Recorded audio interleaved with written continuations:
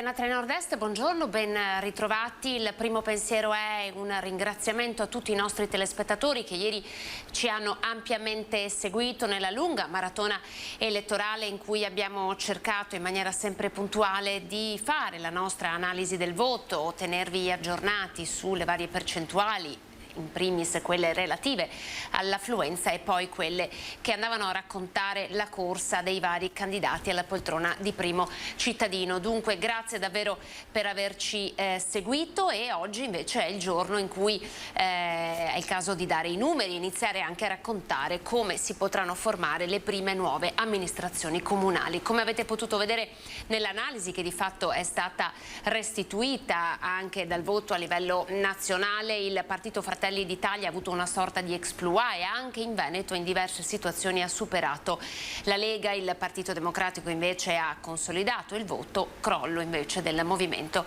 5 Stelle. Il caso di Verona per quanto riguarda il Veneto è diventato una sorta di caso nazionale. Il centro-sinistra ha battuto il centrodestra e il Comune Scaligero, centrodestra che si è presentato diviso, e il Comune Scaligero andrà al ballottaggio. Allora, in apertura di questa edizione di telegiornale vi riproponiamo le interviste raccolte ieri sera dal nostro Christian Arboit, inviato a Verona, e partiamo proprio dal candidato che ha ottenuto il maggior numero di preferenze del centro-sinistra, Tommasi. Tommasi, vinto il primo tempo. Aspettiamo la conclusione dei dati, ma sicuramente ci portiamo a casa questa fase storica per Verona in cui si aprono spiragli per un pensiero diverso rispetto a quello che è stato raccontato negli ultimi 15 anni. Lei se lo aspettava, è abituato immagino ai pronostici, ma stavolta? Ma i pronostici era di giocare una partita sulla carta non scontata, e per noi sicuramente il risultato e soprattutto quello delle liste civiche in appoggio alla mia candidatura ci danno anche un segnale di cosa ha bisogno la città, di uscire dallo schema destra-sinistra e di parlare di Verona, e questo è quello che continueremo a fare, speriamo, nei prossimi 5 anni. Ecco, spera in un apparentamento o qualcosa del genere con Tosi, si rivolgerà all'elettorato di Tosi, che cosa accadrà adesso? Ma che continueremo a parlare alla città. Abbiamo fatto capire chi siamo, cosa vogliamo fare per Verona, cercheremo di fare ancora meglio nelle prossime 2 settimane, dobbiamo parlare di futuro, e come ho detto si parla di futuro in alternativa ad un passato anche recente che non ha soddisfatto e che secondo me andava un po' scosso per poter dare a Verona il luogo anche da un punto di vista mediatico, di posizionamento, di responsabilità che merita. Quindi deve essere una svolta netta? Ma netta, sicuramente è già stato fatto un grande passo in questo primo turno, perché nessuno si aspettava una reazione di questo tipo, e ci sentiamo una grande responsabilità perché adesso abbiamo nelle mani quello che potrebbe essere un girare pagina a Verona che si pensava fosse impossibile, invece si sta delineando come possibile. E si sente gli occhi della politica italiana addosso? Ma dall'inizio il mio impegno è stato attenzionato dai media nazionali, ma non solo il mio impegno, insomma anche quanto è successo nelle altre liste, nelle altre coalizioni, dove i giochi si sono fatti spesso a Roma per decidere chi appoggiare o chi portare come candidati, e credo che questo sia un altro dei limiti che Verona deve superare, deve pensare a sé, deve pensare alle proprie responsabilità nei confronti della città, e sicuramente l'attenzione è alta perché Verona deve avere questa attenzione, deve anche essere capace di chiudere le fila e pensare alla città, e soprattutto avere una propria identità e una propria autonomia di pensiero. Adesso invece vi facciamo ascoltare l'intervista raccolta dal nostro Christian all'ex sindaco Sboarina. Un 60-61% fa rimanere questa città una città di centrodestra. Non so quante altre città oggettivamente in Italia possono dire che hanno un elettorato per il 60 o più per cento di centrodestra. Quindi questo è il dato. Dopodiché l'elettorato di centrodestra si è diviso tra due offerte politiche evidentemente, e l'altro che era candidato non era un giocatore amatore che decide di fare la finale di Champions League, era Flavio Tosi, che è stato sindaco per 10 anni di questa città. Ricordo che c'è stato ad un certo punto, qualche anno fa, che era l'alternativa a Renzi per la leadership politica del centrodestra contro il centrosinistra a livello nazionale. Quindi era un giocatore di razza che ha raccolto, ma noi abbiamo raccolto molto di più, e quindi questo è il dato importante. Adesso diventa un 1 contro 1. Da una parte c'è Tommasi, la sinistra. Tommasi continua a dire che lui è un civico, che non ha i partiti. No, i partiti ce li ha, poi che non voglia andare a parlare con Letta, Conte, Di Maio quando vengono a trovarlo, per far vedere che lui è un rappresentante civico, ma la realtà è un'altra, che dietro di lui ci sono quei partiti, dietro di lui ci sono, per chi conosce la città, i Bertucco e Benini, cioè coloro i quali nel PD e nella sinistra hanno cercato di bloccare sempre questa città, quindi hai voglia di dire che con lui la città cresce. Da questa parte c'è il centrodestra e l'offerta politica oggi, cioè per il ballottaggio, ha un'unica proposta di centrodestra che è sottoscritto. Ecco, da questo punto di vista lei ha già contattato o è già stato contattato da Forza Italia, ecco, facciamo chiarezza su questo punto. No, in realtà allora guardate, dopo non voglio, io direttamente oggi non l'ho fatto, ci sono già dei contatti indiretti, più che altro ho sentito anche delle dichiarazioni che mi ha fatto molto piacere di importanti esponenti anche nazionali di Forza Italia, e quindi sulla base di quella disponibilità nei prossimi minuti, prossime ore, ma molto a breve, perché il tempo non è che ci siano 6 mesi, adesso sono 14 giorni, li contatterò per sederci attorno a un tavolo e capire come ricostruire questa squadra. Io di questo sono molto contento, perché ho sempre detto che c'era un giocatore della squadra di centrodestra che aveva deciso di giocare una partita con un'altra squadra. Adesso finalmente poter fare la finale con tutti i giocatori del centrodestra, insomma, questo è importante. E Flavio Tosi lo sentirà? Ma questo io parlo con Forza Italia perché il riferimento è quello, dopodiché vedremo, insomma. Quindi lei dice: in queste 2 settimane io lavorerò per recuperare il centrodestra, il popolo del centrodestra. Ma io mi rivolgo ai cittadini veronesi di area di centrodestra, perché questo è fondamentale. È il 60% dell'elettorato veronese. Io ai cittadini veronesi mi devo, dal mio punto di vista, rivolgere. Ultimissima battuta, poi la libero perché so che è impegnatissimo. Fratelli d'Italia supera la Lega nelle liste che la sostengono, anche questo è un dato di fatto. Sì, è un dato in cui Fratelli d'Italia fa un risultato superiore a quello della Lega. È vero che poi nelle amministrative ci sono anche le civiche che prendono i voti, tra l'altro sia Fratelli d'Italia che la Lega. L'importante è il risultato di coalizione, il risultato di squadra, e poi per quel che mi riguarda è chiaro che un buon risultato di Fratelli d'Italia per me è molto importante. Si torna dunque a parlare di squadra. Allora ecco le percentuali, no? Con cui sono attesi i candidati al ballottaggio il 26 di giugno. Vi facciamo vedere Verona con il 39,9% di Tommasi e il 32%. Eccolo qui, 32,7 di Sbuarina, questo 23,87% di voti di Flavio Tosi di fatto saranno l'ago della bilancia per decretare il nuovo sindaco della città scaligera. Noi abbiamo intercettato anche Flavio Tosi, sentite che cosa ha detto il nostro Christian Arboit. C'è stata un'affluenza molto bassa perché un veronese su 2 ha rinunciato ad andare a votare. Questo è, al di là del risultato di Flavio Tosi, comunque rattrista un po', perché 1 su 2 non ha votato. L'analisi del voto dice che Tommasi del centro-sinistra ha fatto un risultato straordinario per Verona, perché il 40% penso non aspettasse nessuno. Il sindaco uscente ha fatto poco, perché un sindaco uscente che si ripropone e prende un voto su 3, perché se uno guarda i voti di Sbuarina, i voti di Tommasi, i voti di Tosi, viene fuori che il sindaco uscente ha un voto su 3. Il sottoscritto, quando si ripresentò nel 2012, rivincemmo al primo turno senza alcuna difficoltà, e quindi adesso noi l'abbiamo detto settimane fa, l'ha detto anche Forza Italia, consideravamo queste elezioni per quanto riguarda il centrodestra le primarie, quindi 2 candidati centrodestra, Tosi e Sbuarina, e quindi adesso sarebbe normale che il centrodestra si unisse per provare a vincere a Verona. Per ora da parte di Sbuarina, da parte dei Fratelli d'Italia, non c'è stata nessuna risposta in questo senso. Quindi sarebbe normale, lei ha utilizzato il condizionale, quindi lei non è stato per il momento contattato da nessuno? No, è vero che è anche lunedì sera, quindi può darsi che uno debba riflettersi a mente serena e valutare il da farsi. Però fino adesso non c'è stato nessun riscontro, ma in realtà da settimane, perché Flavio Tosi e Forza Italia lo dissero settimane fa, ragioniamo insieme come centrodestra dopo il primo turno. Noi adesso valutiamo quello che diranno i candidati sindaci, noi abbiamo un programma devo dire anche molto ben fatto, e quindi ci confronteremo con i candidati sulla base anche e soprattutto del programma. Senta, le faccio una domanda. In questa campagna elettorale ha pesato di più il fattore politico-partitico o quello personale? Perché è noto un po' a tutti che non vi state tanto simpatici lei e Sborina. Ma ha pesato l'astensionismo, perché comunque se un elettore su 2 non va a votare è un brutto segno per tutti, perché la disaffezione al voto, il fatto che i cittadini veronesi abbiano rinunciato a scegliere e quindi siano o delusi o stanchi o disillusi, penso che questo è un problema che dobbiamo porci tutti, al di là dei risultati di ciascuno. Il fatto dell'astensionismo così alto e al ballottaggio sarà ancora più alto.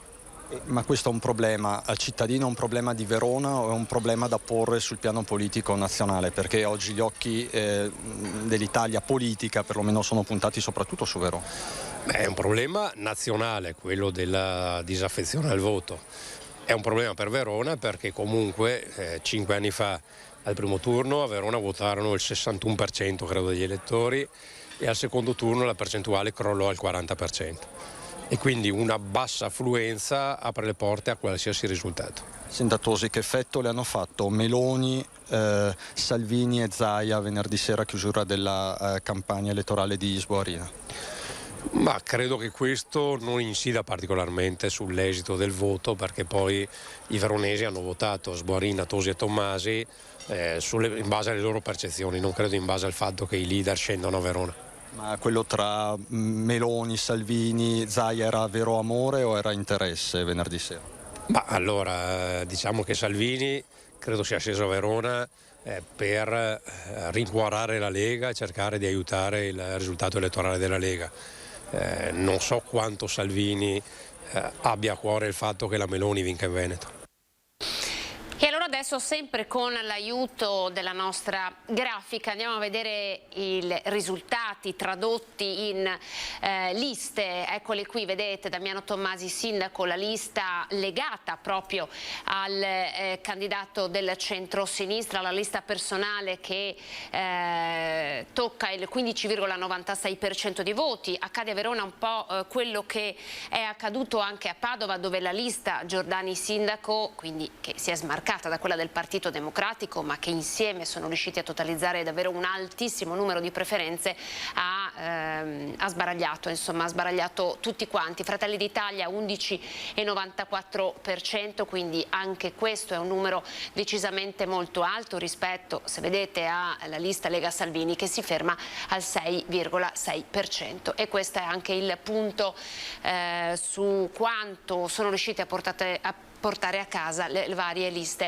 collegate poi ai candidati. Andiamo sempre a vedere con l'utilizzo della grafica il posizionamento invece dei candidati e dei comuni che andranno al ballottaggio, in attesa di collegarci con il vice sindaco di Padova Andrea Michalizzi, che poi è stato anche così in gergo giornalistico lo usiamo definire mister preferenze, cioè chi ha totalizzato il numero più alto di preferenze, ed è proprio Andrea Michalizzi, Partito Democratico e vice sindaco di Padova. Ma in attesa di collegarci con noi con la grafica andiamo a vedere i comuni che andranno al ballottaggio il 26 di giugno. Nel Vicentino c'è Tiene, nel Bellunese c'è Feltre e poi nel Veneziano c'è Jesolo. Eccolo qui, Tiene, al ballottaggio vanno Giampi Michelusi con il 49,2% di preferenze. La sua è una lista di centro-sinistra, civiche più ovviamente Partito Democratico, con invece il centrodestra, Lega Fratelli d'Italia e civiche Manuel Benetti, che si ferma invece al 31%. E questo è Tiene. Poi abbiamo, vediamo adesso se riusciamo a farvi vedere, o Feltre oppure Jesolo, che sono gli altri due comuni in cui centrodestra e centrosinistra si confronteranno. Eccolo qui, Feltre, Viviana Fusaro, 47,28%, che si è presentata con una coalizione di centrodestra contro Adis Zatta, 45%. Anche qui lo stacco è davvero marginale e la battaglia è tra centrodestra e centrosinistra per Feltre. Altro comune che andrà al ballottaggio, siamo nel veneziano, c'è Jesolo, Christopher De Zotti, che avremo anche qui collegato tra pochissimo, con il 44,9%, va al ballottaggio contro Renato Martin, 39,22%, che di fatto è stato sindaco del comune veneziano. Vediamo se riusciamo a collegarci con Andrea Michalizzi, altrimenti vi facciamo sentire l'intervista raccolta a Sergio Giordani, confermato che quindi diventa sindaco già al primo turno e ha totalizzato davvero un alto numero di preferenze, raccontando un po' una debacle di Francesco Peghin, che probabilmente ha pagato anche il fatto che il centrodestra a Padova non si sia presentato così unito. Vi facciamo sentire l'intervista a Sergio Giordani, che è stato trovato questa mattina dal nostro Guido Barbato.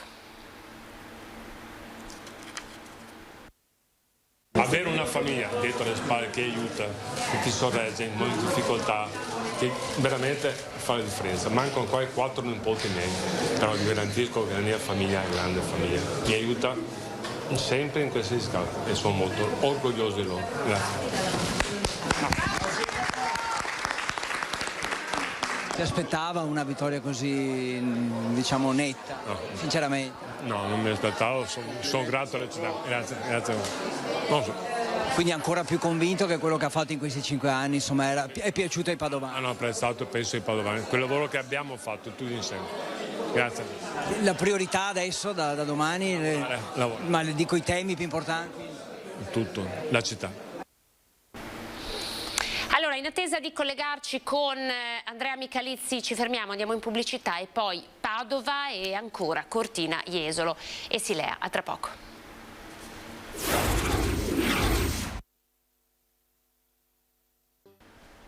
12:20, prima edizione, ben ritrovati. Ovviamente è una prima edizione tutta politica, ci sarà una parte dedicata alla sanità, ma tra circa un'ora con la nostra Alice Montagneri. Non poteva ovviamente essere altrimenti, perché oggi, il giorno dopo il voto, è anche il momento per fare i primi bilanci e cercare di conoscere un po' meglio i nuovi primi cittadini. Allora andiamo a Vigonza, comune della cintura padovana, tra l'altro il più esteso, 23.000 abitanti. Buongiorno Gianmaria Boscaro, nuovo sindaco eletto. Buongiorno. Buongiorno a tutti i telespettatori. Allora, ha già preso posizione nel suo ufficio, cioè la sua mattinata, come so che lei ha fatto una conferenza stampa. Che prima giornata è per lei, sindaco? Allora, non ho ancora preso posizione nell'ufficio, perché la proclamazione formale verrà ratificata domani mattina, quindi attendiamo gli ultimi passaggi burocratici. E questa prima mattina è stata una mattina appunto dedicata alla stampa e anche ai cittadini, perché ho già iniziato ad incontrare alcuni cittadini che mi hanno ribadito quelle che sono un po' le priorità del nostro paese. E allora da dove si parte, Boscaro? Intanto lei è giovanissimo, ha 31 anni, è un avvocato, da dove partirà per Vigonza? E le chiedo una sua personale analisi del voto. Lei è in quota Lega, ma insomma lei è salito con una coalizione, 3 civiche e 3 partiti. Come pensa di rispettare gli equilibri anche del risultato che l'ha portato a ottenere questa posizione, questo posizionamento nella composizione, no, della sua giunta?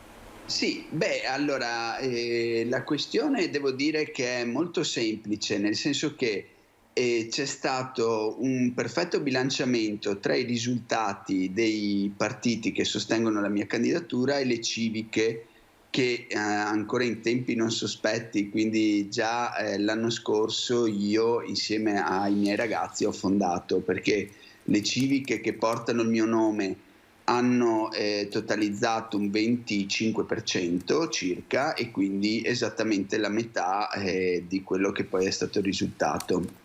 Quindi questo mi fa molto piacere, perché c'è un bel bilanciamento tra l'aspetto civico e l'aspetto politico. E per quanto riguarda poi la composizione della mia giunta, io sono sempre stato molto chiaro, sia in campagna elettorale sia anche prima, che avrei dato spazio e quindi una rappresentanza in giunta a tutte le liste che fossero entrate in consiglio comunale. Sono stato fortunato perché 5 sono gli assessori a disposizione del comune di Vigonza e 5 sono le liste della mia coalizione che sono entrate in consiglio comunale. Quindi ci sarà anche in questo caso un perfetto bilanciamento delle varie posizioni. C'è già qualche delega che le piacerebbe tenere per sé? Non so, ad esempio quella della sicurezza mi viene in mente. Allora, no, non ho pensato a quale delega tenere per me, perché anzi io sia per mia formazione sia per il mio carattere sono uno molto incline al lavoro di squadra, tant'è che ho sempre detto che non solo darò deleghe importanti ovviamente ai singoli assessori, ma darò deleghe significative anche ai consiglieri, perché devono essere coinvolti più soggetti possibili in questa nostra grande squadra, e anche perché, devo dire la verità, in un comune così grande appesantire un assessore con deleghe, con una somma incredibile di deleghe, lo spinge a doversi dedicare a dei frammenti del suo lavoro. Invece è importante fare un lavoro approfondito su ogni tema, perché non si possono tralasciare dei temi che a volte per motivi di tempo vengono messi in secondo piano. Penso ad esempio all'ambiente, al verde pubblico, alla disabilità, che viene vista come solo un appendice del sociale, invece è molto di più, e sui quali invece ho già preso posizione da subito, l'abbiamo inserito nel programma, abbiamo previsto delle deleghe apposite. Senta, quanto conta diciamo, la sua professione, la sua preparazione, dunque quanto conta, quanto ha pesato secondo lei la sua appartenenza politica? Per fare un passo indietro, no? Nello sguardo anche al suo percorso personale che l'ha portata a diventare sindaco così giovane. Allora, sicuramente l'aspetto professionale ha avuto un peso importante e lo avrà ancora di più, perché io, facendo l'avvocato amministrativista, ho sempre lavorato dall'altro lato della barricata, cioè come tecnico per comuni, province e regioni di diverse appartenenze politiche, e quindi sono sempre stato incline al dialogo, a trovare soluzioni concrete, ad attuare quelli che erano i programmi politici, perché quello è il mio lavoro, e quindi questo ha avuto sicuramente un peso. Poi io ho sviluppato, come anticipavo, l'esperienza civica che nasce appunto da Prima Vigonza Bosco Sindaco, composta da tutti i ragazzi giovani, e quindi che hanno delle grandi professionalità, e quindi abbiamo coniugato la nostra professionalità e la nostra sensibilità con anche un impegno civico e politico. Come la vede la questione della parità di genere, di cui insomma adesso ci si riempie tanto la bocca anche nella composizione insomma di una giunta? Allora, ho sempre sentito dire che sia più un problema che un'opportunità. Dal mio punto di vista non è stato così. Le 2 donne più votate, non della mia coalizione, ma dell'intera, di tutte le liste, fanno parte della lista Io Voto Boscaro, e quindi abbiamo delle donne bravissime, e quindi anche nella composizione della giunta da questo punto di vista non avrò nessun problema, perché ho già comunicato alle liste che mi farò dare 2 nominativi di donne e 2 nominativi di uomini, e poi sceglierò in base alle professionalità e alle sensibilità di ogni persona. Sindaco, la lasciamo andare alla sua giornata, è stata un'intervista breve ma perché ne abbiamo parecchie da fare in questa edizione, ma sarà la prima di una lunga serie. Grazie e ovviamente buon lavoro. Grazie mille. Grazie arrivederci. Mille. Arrivederci. Grazie. Il nuovo sindaco di Vigonza, Gianmaria Boscaro. Restiamo nel Padovano, andiamo in città, abbiamo Andrea Michalizzi. Prima l'abbiamo in qualche modo definito mister preferenze, ora cerchiamo di capire se lui si sente anche mister preferenze, vice sindaco di Padova con una città del santo che ha rieletto il suo sindaco già al primo turno. Buongiorno Andrea Michalizzi. Buongiorno, buongiorno a tutti. Allora, giornata intensa immagino anche per lei, serata di festa anche per lei. È andato bene il Partito Democratico, ma altrettanto bene la lista Giordani. Sì, io penso che sia una bella riconferma per le forze che hanno amministrato la città in questi 5 anni e per il sindaco Giordani. Io sono molto contento per il suo risultato, che è il risultato, come dice lui sempre, di una squadra che ha lavorato sodo, unita, sempre con lo sguardo alla concretezza e che insomma oggi ha visto una bella riconferma dopo anche una campagna elettorale, come dire, intensa. E quindi insomma adesso si prospettano altri 5 anni di lavoro insieme, quindi insomma una nuova sfida che prosegue però anche i lavori e le attività insomma di questi anni. Commentiamo insieme, Michalizzi, la scheda, non so se riesce a vederle anche lei, quella delle liste, sì. No? Coalizione Civica si è fermata al 5,9%, se l'aspettava, volato invece il Partito Democratico. Sì, probabilmente lì hanno pagato un po' una frammentazione a sinistra che forse ha creato, adesso bisognerà analizzare meglio, come dire, i voti, un po' di disorientamento insomma su quella fascia lì, però la coalizione ha funzionato bene, quindi il fatto che siano cresciuti altri comparti significa che abbiamo ottenuto insomma all'interno dell'area,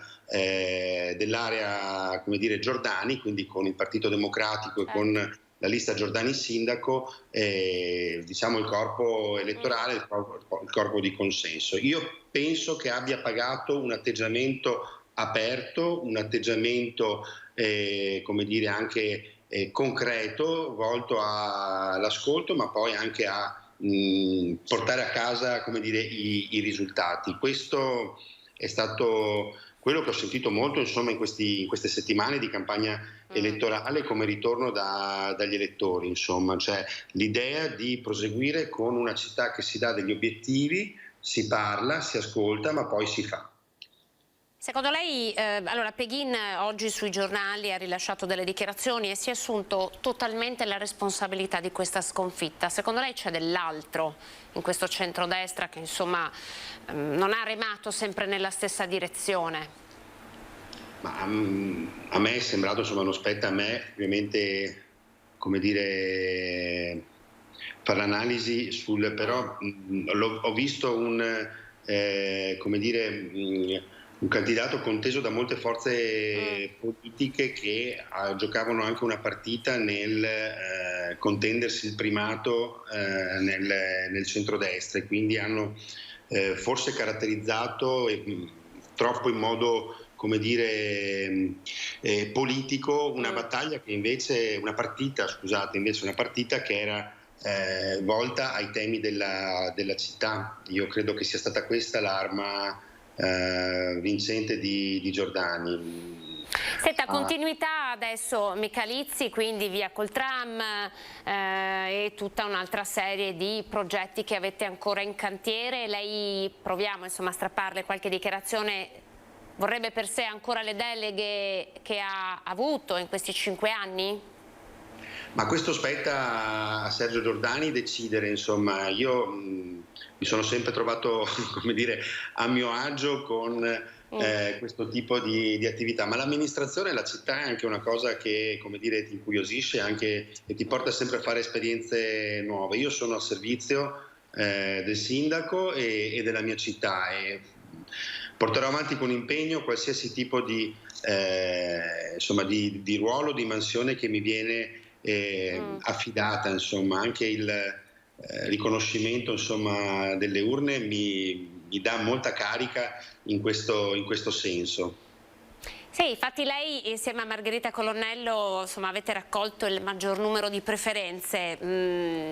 Adesso senza falsa modestia, che cosa l'ha premiata e quindi che cosa continuerà a portare di suo in questa città, a questa città? Ma io credo che se, come dire, funziona questa metodologia, insomma, se viene in qualche modo premiata, io vedo che mi consente di mantenere rapporti anche molto forti con pezzi di città, con tante persone che hanno creduto insomma, nel mio progetto, e io penso che bisogna continuare così, stando ogni giorno in mezzo alle persone, in mezzo ai loro problemi, alle loro aspirazioni, e come dire, vedere ogni angolo della città e porsi insieme alle persone obiettivi concreti da realizzare. Io credo che sia questo, insomma, al di là di tanti, come dire, programmi che si possono fare. La cosa importante è continuare ad essere un punto di riferimento, come dire, presente, che quando può fare le cose le fa, quando non le può fare le spiega.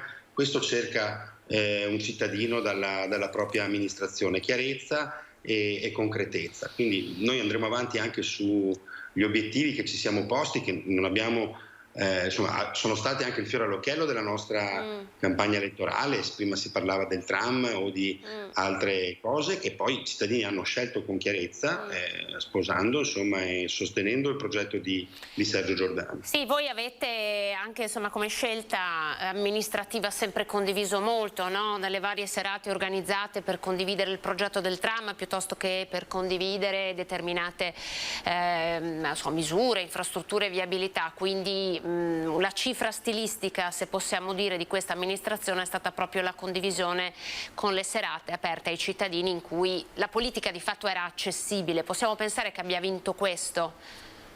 Ma a me piace pensare che sia questo, perché questo è il tipo di politica che a me piace, insomma, quella che fa del rapporto con le persone, degli obiettivi concreti, il suo insomma, valore più importante, e quindi per me questo è fondamentale. Io ho un altro pensiero che vorrei in qualche modo esplicitare. Il mio pensiero va anche a quella 50% di padovani che non si è sentita di recarsi alle urne per diversi motivi. La città è anche loro, e quindi io penso che un lavoro che dovrà fare questa amministrazione, io sono già, come dire, pronto e sintonizzato in questo senso, quello di riconnettersi con sempre più parti di città e appassionare sempre più cittadini al futuro di Padova. È una città straordinaria e in questi 5 anni avrà occasione di ulteriori cambiamenti. Dobbiamo, come dire, fare in modo che questi siano seguiti di pari passo dai cittadini, e quindi dobbiamo ascoltare quella parte che ha deciso di non recarsi alle urne, capire quali sono le loro aspirazioni, i loro pensieri, e trovare con loro il modo per concretizzarli, per dargli una direzione. Allora buon lavoro Andrea Michalizzi, attendiamo ovviamente di conoscere la composizione della giunta e poi questa sera ovviamente sentiremo anche Sergio Giordani. Grazie per essere stato in nostra compagnia. Arrivederci. Buona giornata. Arrivederci. Ecco, avete sentito questo scoramento nei confronti della politica, non soltanto a Padova ovviamente, ma in tantissime città. A votare è andato soltanto un cittadino su 2, quasi a chiarire che non per tutti il voto è così importante. Qualcuno ha dato la colpa alla Domenica di Sole, che in qualche modo ha mandato parecchi cittadini al mare, ma forse c'è qualcosa di più, questa sorta di senso civico, di inno alla democrazia, che poi è il diritto e dovere al voto che ci è stato dato. Qualcosa evidentemente si è inceppato e cercheremo anche noi attraverso le nostre analisi di capire che cosa sta accadendo. Intanto l'analisi politica arriva da Marcello Obano, 90 Padovana, Lega, e uno dei primi a contestare la candidatura di Francesco Peghin come alfiere del centrodestra. Peghin, che ovviamente è un civico non iscritto a nessun partito. Allora sentiamo l'analisi della debacle del centrodestra nella città del Santo. Potevamo fare un bel lavoro con un altro candidato, l'avevo detto, ma gliel'avevo detto anche lui direttamente, una persona per bene che però non capisce che la politica è altro, cioè che non basta avere i soldi per vincere, saranno anche quelli, ma serve un progetto, bisogna costruire un percorso prima di anni. Responsabilità del partito, ma soprattutto del candidato. No, il primo è il candidato, perché nessun partito gli ha puntato una pistola alla testa quando per candidarsi, quindi ha fatto bene a assumersi le responsabilità. La responsabilità è innanzitutto quando un candidato perde è del candidato. Di fatto la Lega non è più rappresentante al Consiglio Comunale perché Ubaldo è un carissimo amico, gli voglio bene, ma lui non è della Lega, cioè lui ha un percorso completamente diverso. E l'altro esponente che è entrato in Consiglio ha girato diversi partiti, se però la condizione è che diventa leghista perché si fa la tessera, siamo completamente fuori strada. La Lega purtroppo è dal 90 che era in Consiglio, non ci sarà più. Da dove si riparte? In questo momento non so quello che rimane a Padova come Lega, e bisogna ricostruire, bisogna partire da più sezioni su ogni quartiere e soprattutto ripartire dalla partecipazione. Allora noi abbiamo anche sentito il segretario del Partito Democratico Veneto, Andrea Martella, che ha rilasciato ai nostri microfoni la sua personale analisi di quello che è accaduto, sia per quanto riguarda l'esito del voto con il Partito Democratico, che di fatto ha consolidato i propri voti, e l'exploit invece su Verona, ma anche il tema del referendum. Sentiamo. Risultato positivo a Verona, risultato positivo a Padova, è il nuovo corso già del segretario. Beh, insomma, diciamo che questi risultati a Padova e arrivare al ballottaggio a Verona ci incoraggiano sul fatto che stiamo facendo un lavoro positivo e che dobbiamo continuare a fare, mettendo al centro le nostre proposte sulla sanità, sui servizi pubblici, sull'autonomia, sull'impresa e la nostra capacità di fare unità con le altre forze politiche e civiche che possono riferirsi al centro-sinistra. Quindi cosa si può vedere in queste due città del nuovo corso del PD regionale? Innanzitutto devo dire che quella di Padova è una grandissima soddisfazione, perché Sergio Giordani viene confermato sindaco e se lo merita per il lavoro che ha fatto, per la passione, per l'equilibrio che ci ha messo, e se lo meritano anche i padovani, cioè di avere un sindaco capace che possa continuare a fare il lavoro e a far crescere Padova dal punto di vista economico, turistico, culturale. A Verona Damiano Tommasi ha suscitato una voglia di cambiamento e rafforzato da una sua grande credibilità personale, da una capacità di parlare all'intera città e di guardare al futuro, ad una Verona più inclusiva, più moderna, più aperta, e quindi guardiamo al ballottaggio con grande fiducia. Poi ci sono tanti altri centri dove abbiamo ottenuto risultati importanti. A Mira si sta consolidando quello di Mirano, ad Abano, e ci sono altri luoghi dove si va al ballottaggio. Non so ancora il risultato conclusivo di Tiene, ma eravamo molto vicini, Feltre, insomma lavoro che deve continuare, per il quale non bisogna ovviamente mai ritenersi soddisfatti, anzi avere l'umiltà di guardare avanti sapendo che quando si è fatto un po' di lavoro ce n'è sempre almeno il doppio da fare. Tommasi e anche Giordani hanno un po' ripetuto siamo civici, cioè quasi a voler un po' affrancarsi dai partiti. Lei come la interpreta questa cosa? Ma io interpreto che siano due personalità che hanno un forte radicamento con la città, e il PD è riuscito a essere un soggetto federatore di un'ampia alleanza, quindi abbiamo scelto le personalità migliori che avevamo, che c'erano, che si sono messe a disposizione, e non c'è nessuna contraddizione tra avere un candidato civico così forte che parla alla città ed essere sostenuto da una forza come il PD che si dimostra essere poi il perno di queste coalizioni. Si può dire che in questo caso il Partito Democratico in particolare, è stato un po' un valore aggiunto per queste due figure? Beh, no, non me lo faccia dire a me, ma penso che loro sicuramente lo sono stati per tutti e che tutti quanti ci siamo dati una mano perché il lavoro potesse essere fatto al meglio, e adesso bisogna guardare al futuro. Padova e alla prossima scadenza del ballottaggio a Verona, poi tireremo un po' i conti faremo un po' i conti anche in vista delle elezioni regionali. Non c'è dubbio che la Lega mi sembra abbia un po' il fiato corto e che non è più quella forza in grado di costruire una coalizione di centrodestra che magari è in competizione con altre forze politiche, e quindi forse tanti anni di strapotere hanno tolto questa progettualità, e adesso vediamo se saremo capaci di essere questo il nostro tempo.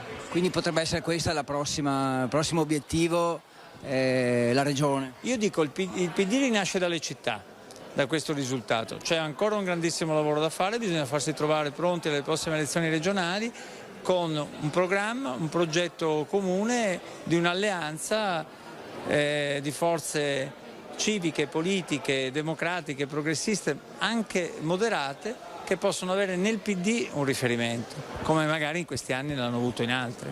Centrodestra a Padova è rimasto veramente schiacciato. Sì, è rimasto schiacciato, devo dire anche alcune uscite del centrodestra, anche negli ultimi giorni, si qualificano per quello che sono state, e che invece Giordani ha avuto la serietà, l'equilibrio, la competenza di guidare una coalizione vasta, ma soprattutto di interpretare l'anima dei padovani e quindi di aver avuto il voto delle padovane e dei padovani.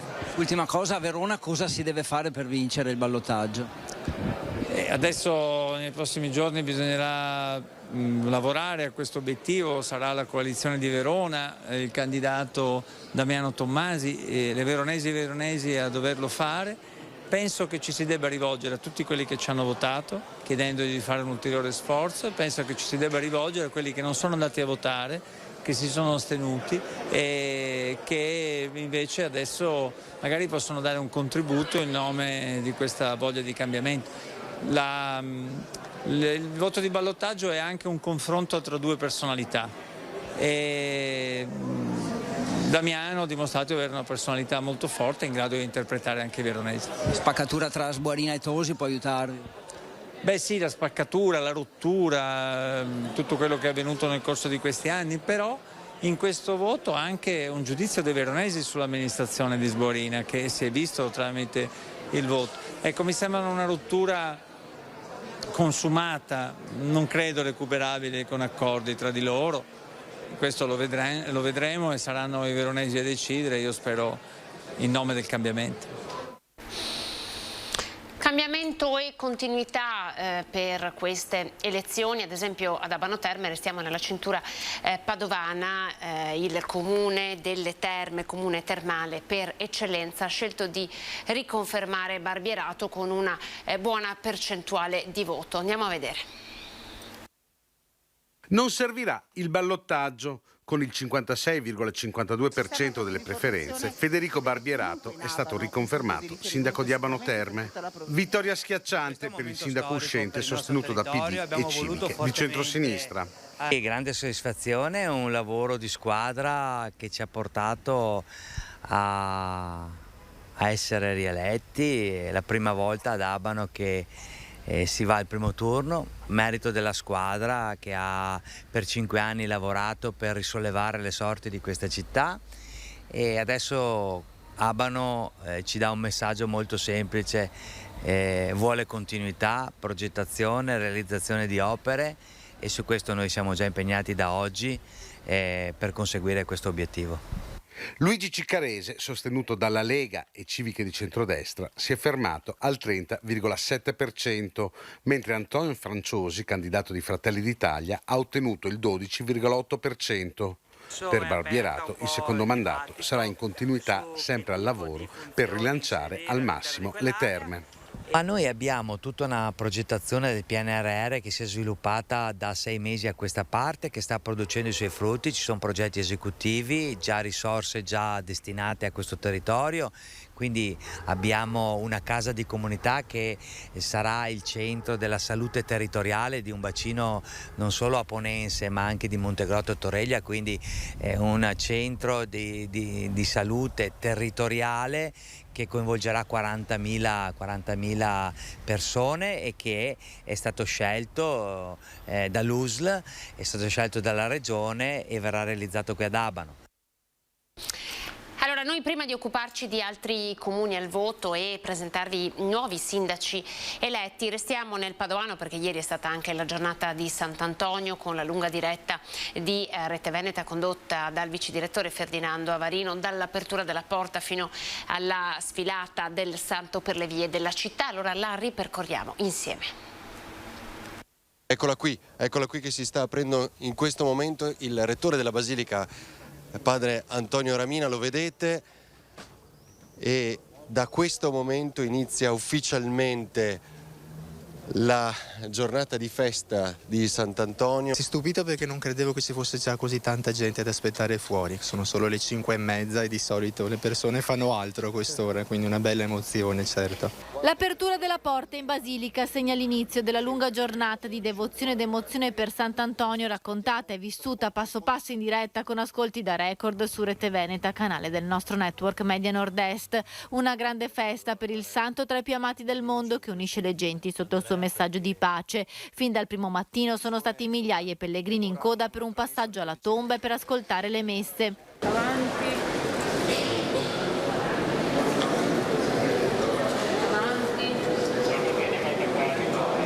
A fine giornata sono stati 20.000 i pellegrini transitati in Basilica, 60.000 in tutto, se si sommano quelli arrivati da tutta Italia e da tutto il mondo nei giorni della Tredicina. Dopo 2 anni torna finalmente la processione per le strade della città. Reliquia della lingua e delle corde vocali. Come vedete comincia ora la processione, passaggio ormai compiuto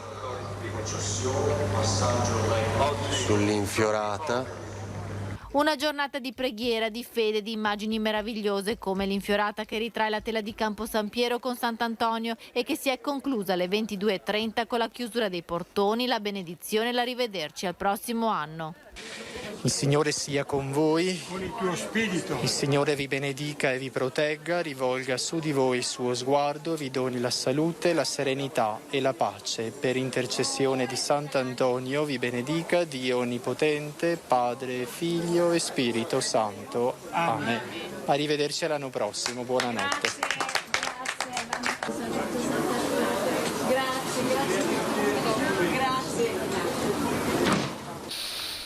Ancora un altro servizio ovviamente della redazione di Padova con le parole dei fedeli.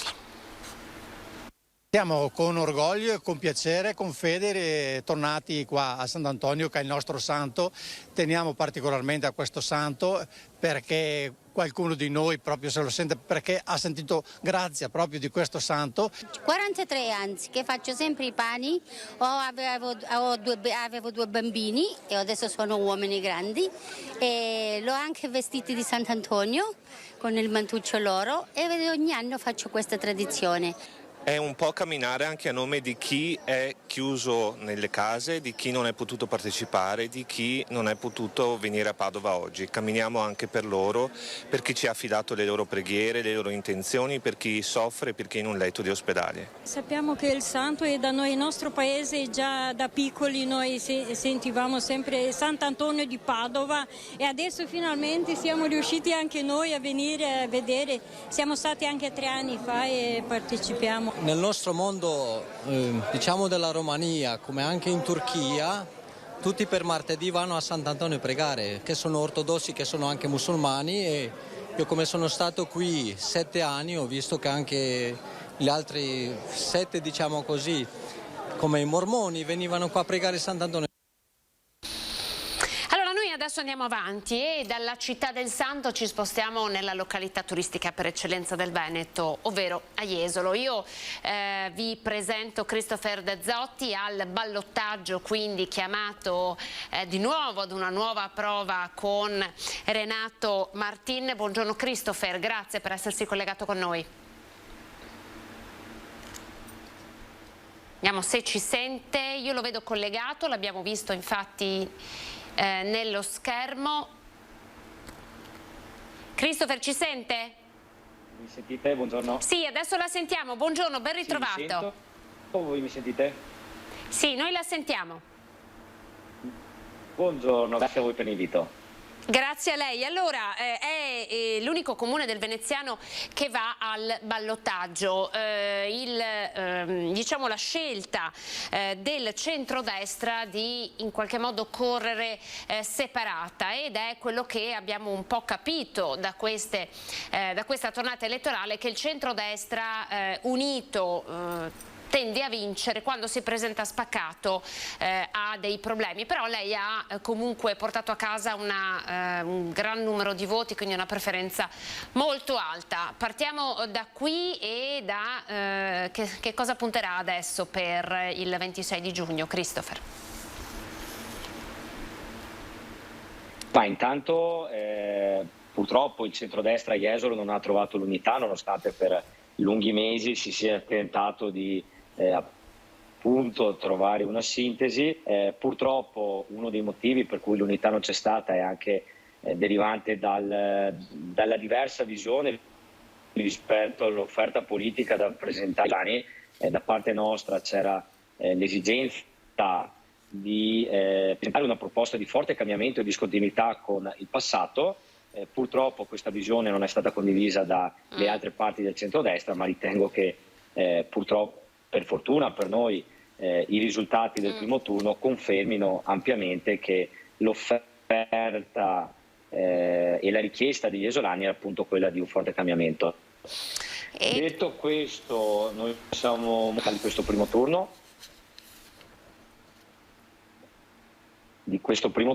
I risultati confermano un po' quella che era la nostra sensazione e anche i numeri che noi avevamo in testa nelle settimane scorse. Ovviamente l'ottimismo e la soddisfazione comunque non ci porta ad abbassare la guardia, anzi nelle prossime settimane noi affronteremo il dialogo e il confronto con gli esolani in maniera ancora più importante, per cercare al ballottaggio appunto di avere un messaggio di rinnovamento forte. Senta, l'ago della bilancia ora sono i voti del Partito Democratico. Certo, ma che strategia utilizzerà lei? Il Democratico abbia fatto una...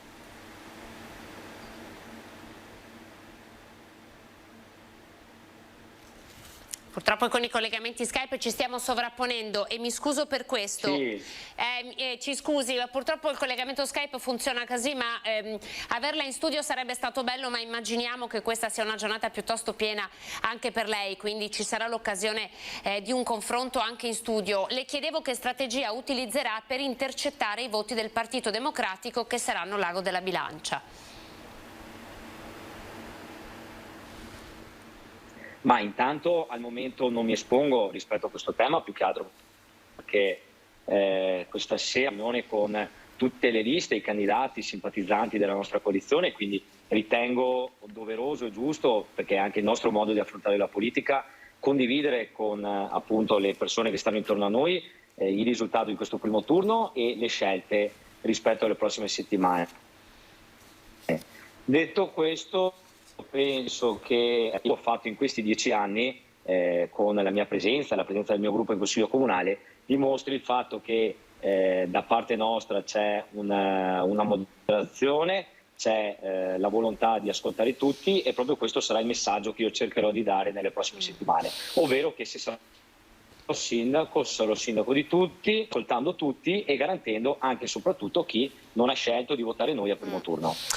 L'esempio di Jesolo è un po' l'esempio di quanto sta accadendo anche a livello nazionale, dove Fratelli d'Italia supera, quindi anche al nord, la Lega. Se chiedo alla regia di far vedere i voti con la nostra grafica, Fratelli d'Italia, che appunto l'ha sostenuta, ha portato a casa 1386 voti contro i 1097 della Lega. Che cosa è successo secondo lei? Perché? Che cosa ha pagato di più? Certo, ma io allora ripeto, non commento a casa degli altri, quindi faccio valutazioni in casa nostra. Fratelli d'Italia è l'unica lista di partito all'interno della nostra coalizione, abbiamo poi altre 4 liste che sono sostanzialmente delle civiche. Penso che in questo momento a livello nazionale, e questo poi si riflette anche sui territori, Fratelli d'Italia con la leadership di Giorgia Meloni sia il partito che riesce ad aggregare e a fare anche da fulcro del centrodestra, quindi penso che i risultati che abbiamo visto rispetto alle liste di partito anche sui territori, dove ovviamente poi c'è un'influenza importante da parte delle liste civiche che condizionano molto i risultati delle liste di partito, in ogni caso penso che il risultato di Jesolo con Fratelli d'Italia, prima lista di partito del centrodestra, dimostri appunto che il centrodestra va rifondato e lo si fa attraverso soprattutto la centralità appunto di Fratelli d'Italia, che riesce ad essere, come qui a Jesolo, aggregatore di molte forze anche moderate, quindi vicine al centro. Su quali temi secondo lei non è piaciuto il lavoro di Zoggia? Perché poi il suo sfidante al ballottaggio di fatto è il candidato di Zoggia. Quali sono i temi più caldi a Jesolo che evidentemente non hanno trovato una soluzione nei 5 anni amministrati da Zoggia? Ma allora, in generale penso che la città sia ferma e dia un'immagine di non dinamismo, e penso sia tutto il contrario di ciò che dovrebbe dare questa città, soprattutto da un punto di vista turistico. Il tema della sicurezza in questo momento è centrale, quindi noi vorremmo intervenire in maniera importante, e penso sia anche un dato simbolico il fatto che noi siamo riusciti a vincere anche in maniera forte nella zona calda, quindi nella zona di Piazza Mazzini, di Piazza Aurora. Penso dovremmo intervenire in maniera chiara per dare dei messaggi precisi verso l'esterno, ovvero che chi intende venire a Jesolo per fare confusione, per fare risse, per fare casino, non è il benvenuto, quindi va allontanato dal nostro territorio. Dovremmo fare una lotta importante allo spaccio, che in questo momento è uno dei temi socialmente e anche da un punto di vista della sicurezza caldo, e quindi anche qui ci sarà una centralità da parte della nostra azione amministrativa. In generale dobbiamo riuscire a consolidare un'immagine di sicurezza del nostro territorio, che in buona parte c'è già, perché non ho assolutamente condiviso i toni usati dal nostro sindaco in queste settimane, per cui si parlava di una Jesolo fuori controllo, cosa che non è assolutamente rispondente al vero, ma dobbiamo dare dei messaggi molto chiari appunto di attenzione alla sicurezza. Altro tema è quello legato alla viabilità, quindi non vado ad approfondire molto, ma sicuramente negli ultimi 10 anni la viabilità, nonostante uno sviluppo edilizio ed urbanistico poderoso del nostro territorio, non è stata considerata come centrale, e invece dovrà tornare centrale. Grazie Christopher De Zotti per il tempo che ci ha dedicato in questa giornata particolare e tosta anche per lei. Ovviamente sentiremo anche il suo sfidante. Ballottaggio, lo ricordiamo, il 26 di giugno. Grazie per essersi collegato intanto e le auguro una buona giornata. Grazie a voi e buon proseguimento. Arrivederci, arrivederci. Al ballottaggio con Renato Martin per il comune di Jesolo. Ci spostiamo nella Marca trevigiana. Chi invece volta pagina è il comune di Casale sul Sile. Ieri sera per noi c'era Lucio Zanato. Vedi, è tua adesso.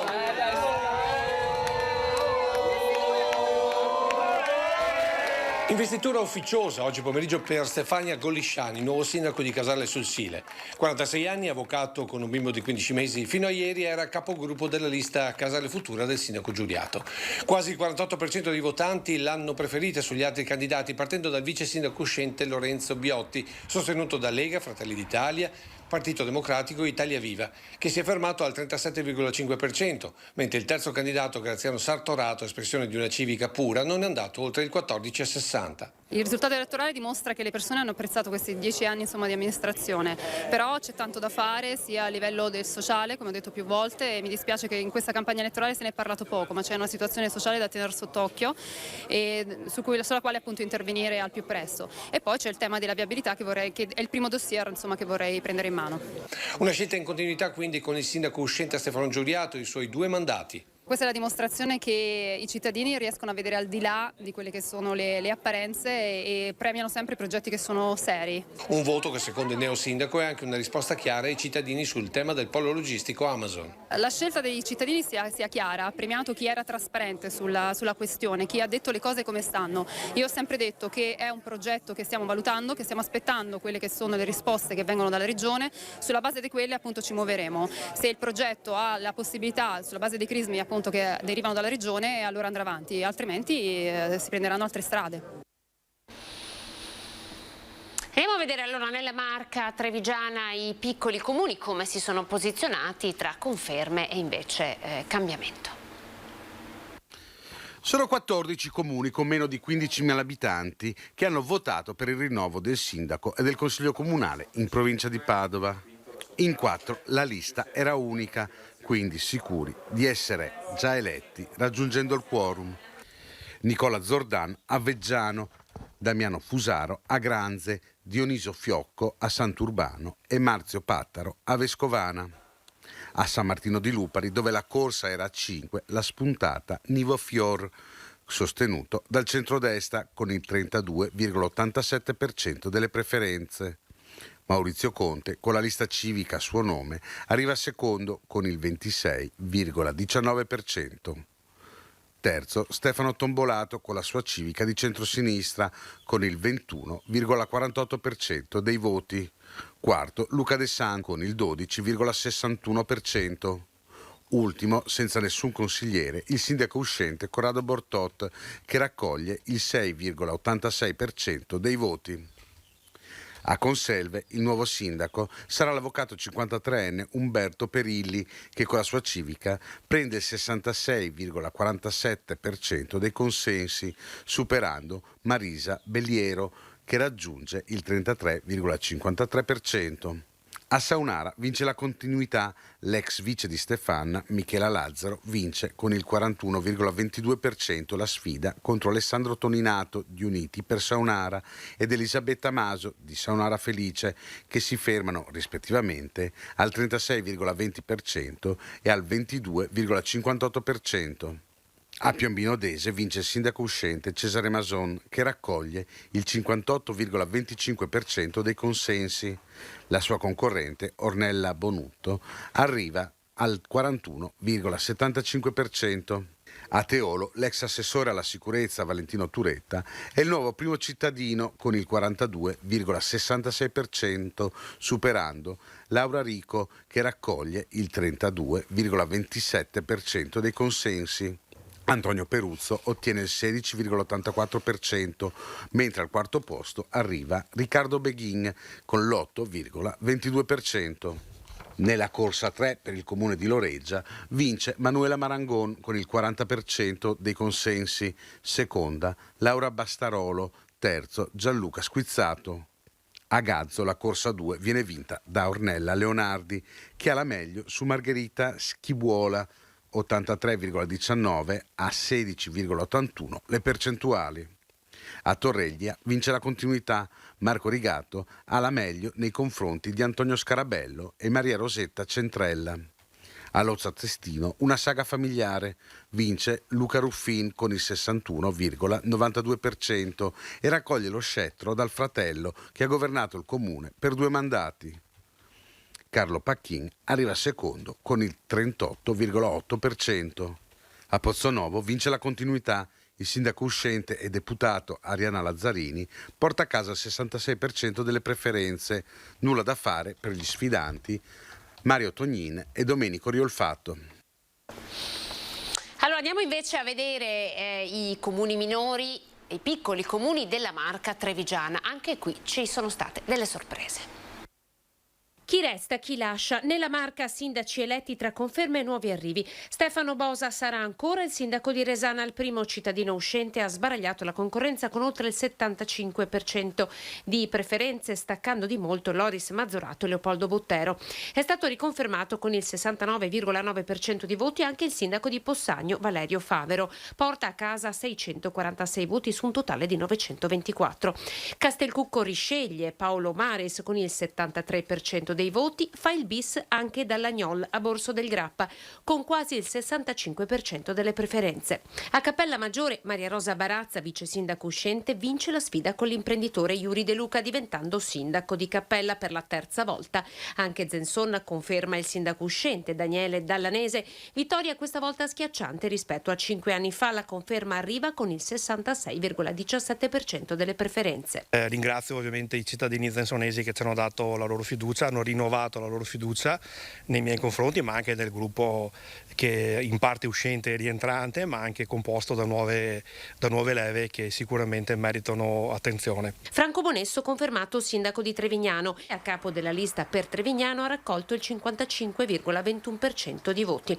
A Tarzo Gianangelo Boffa è il nuovo sindaco. L'esponente leghista, alla guida di una civica di centrodestra, ha conquistato l'88,9% di voti e ha affidato ad un video il suo ringraziamento alla squadra e ai suoi elettori. Ringrazio tutti, questo è un motivo d'orgoglio per mettersi al lavoro e cominciare da domani subito a rendersi operativi e niente. Sono felice di questo buon risultato. Chi volta pagina invece Fontanelle sarà Maurina Sessolo ad amministrare fino al 2027 il comune del Monticano, dopo aver quasi doppiato Miriam Manente, assessore uscente sostenuta da Lega, Fratelli d'Italia e Vivere Fontanelle. A Cessalto, nell'insolita corsa a 4, si arriva a ribaltone, la spunta Emanuele Crosato, ex consigliere provinciale e assessore con 864 voti. Allora andiamo in montagna adesso, siamo riusciti a collegarci con il nuovo sindaco di Cortina, Gianluca Lorenzi, che sbaraglia l'uscente Gianpietro Ghedina. Buongiorno Gianluca, grazie per essersi collegato con noi. Buongiorno a voi e grazie per il collegamento. Proviamo a fare anche con lei un'analisi del voto. Che cosa l'ha portata a sedere la poltrona di primo cittadino? Tra l'altro lei avrà davvero un compito importante, traghettare Cortina alle Olimpiadi del 2026. Ci aiuta ad analizzare questo voto?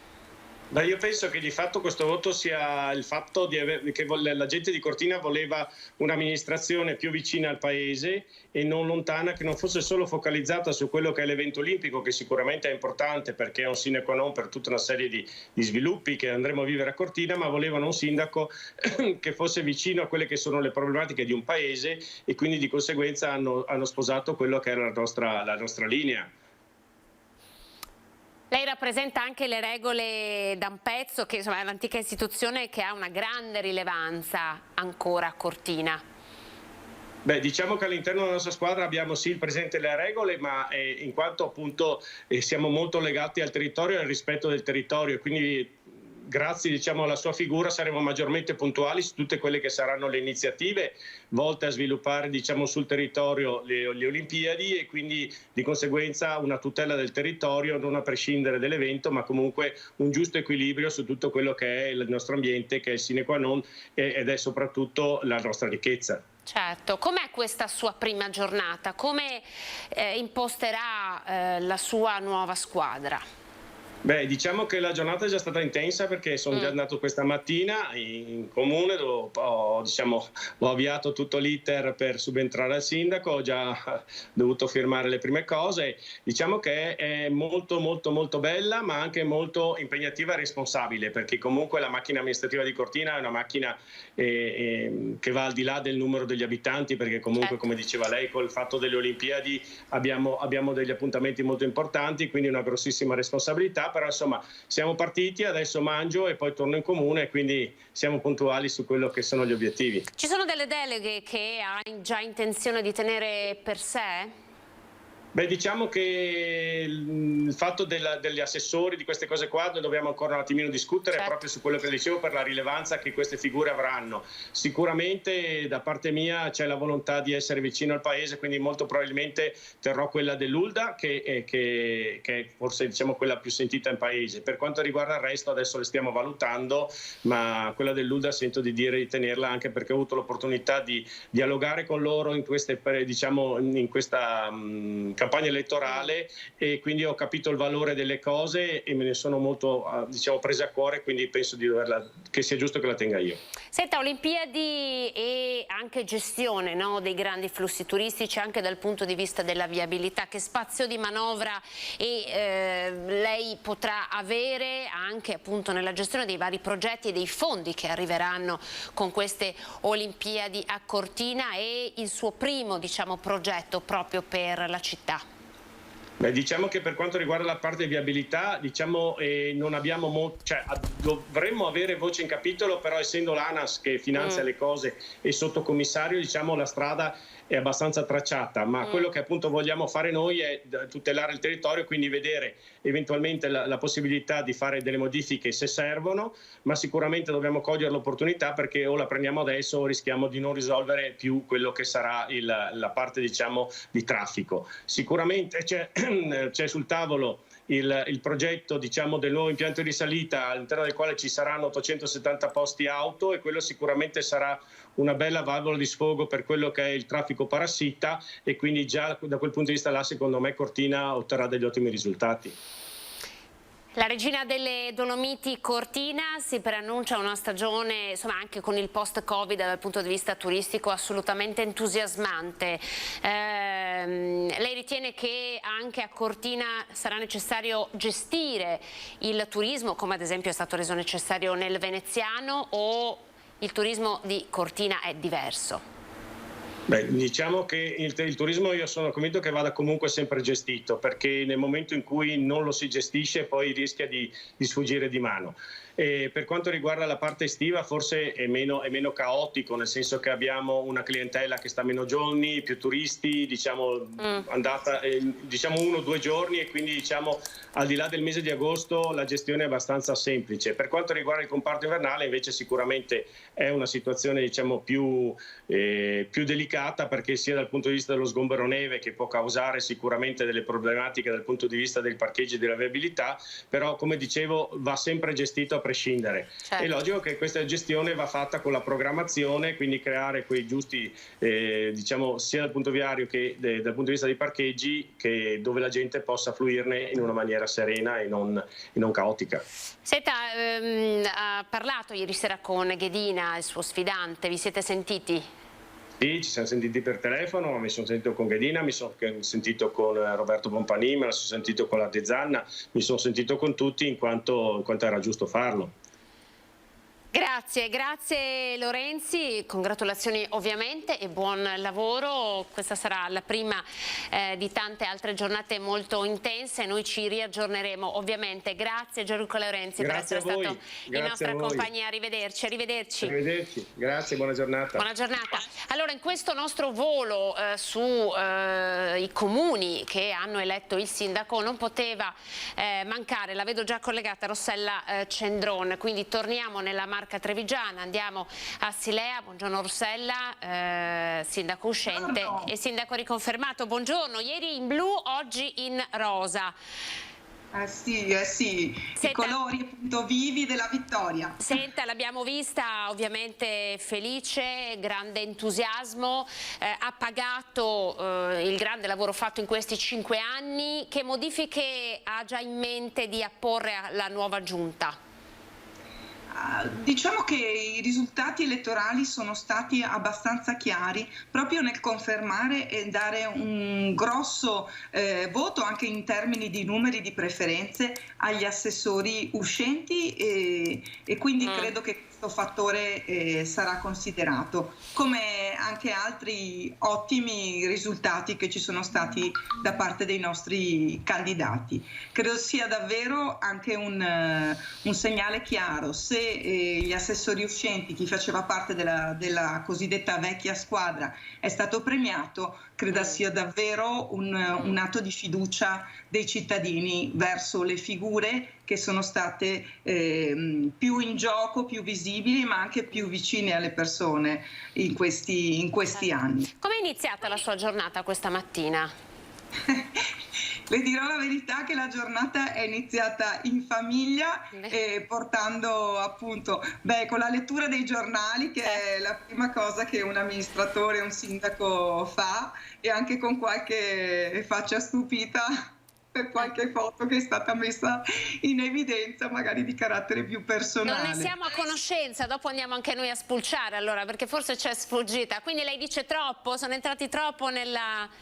No, in un momento di festa diciamo che ci si lascia anche andare. Va bene, ci piace la condivisione anche del lato personale, perché siamo amministratori ma anche prima di tutto cittadini persone. Senta, ma lei un plebiscito, un 70%, insomma, preferenze così consistenti se le aspettava?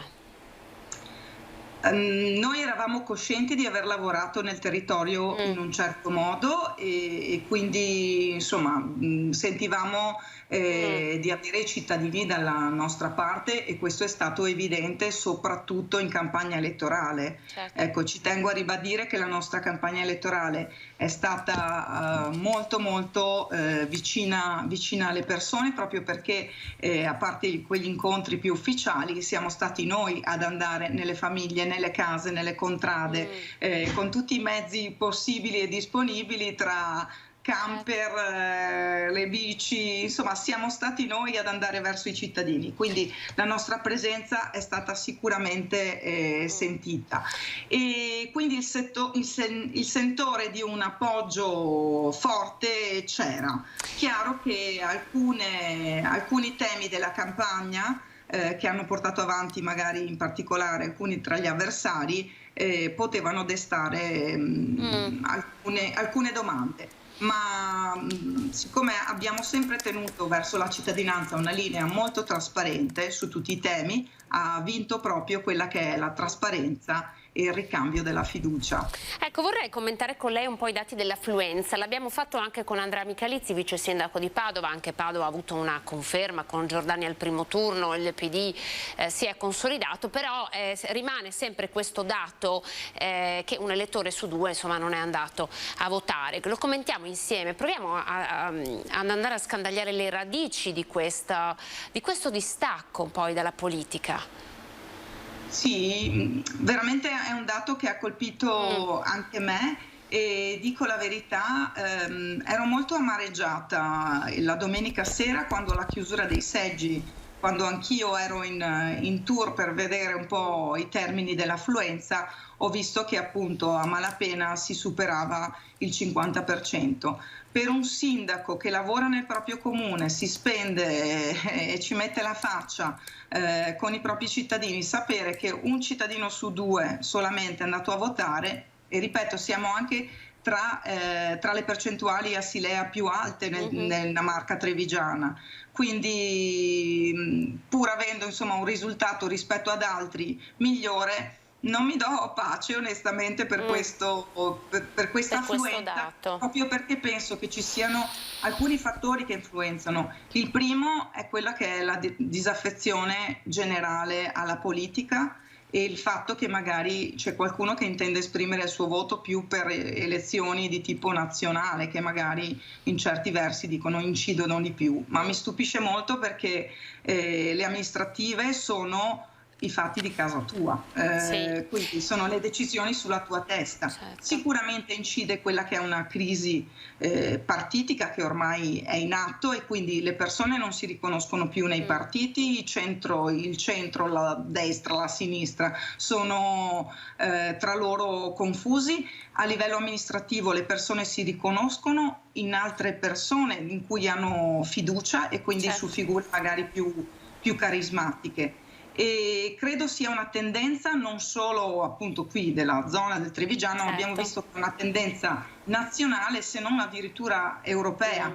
Nelle democrazie cosiddette mature l'espressione del voto è sempre più risicata nelle percentuali, anche con, sappiamo che in Inghilterra va a votare il 30%, in Francia per le presidenziali, ecco, questo è un altro dato assolutamente da commentare, non è possibile che alle elezioni presidenziali in cui il presidente è eletto direttamente dai cittadini non si raggiunga il 50%, cioè c'è un problema di rappresentanza democratica. Sì, assolutamente. Poi tra l'altro in questi 2 anni di Covid abbiamo tutti visto come il primo cittadino sia diventato, soprattutto nei piccoli comuni, davvero il punto di riferimento, no? Per la propria comunità, e quindi anche a noi in qualche modo ha stupito questo distacco che ha portato tanta gente a semplicemente non andare alle urne in una domenica di giugno. Da dove si riparte? Ovviamente continuità, ma insomma ci sono dei progetti, partire immagino dalla Chiariforti, ma insomma che a lei sono molto cari. Allora che cosa ci dobbiamo aspettare per questi prossimi 5 anni?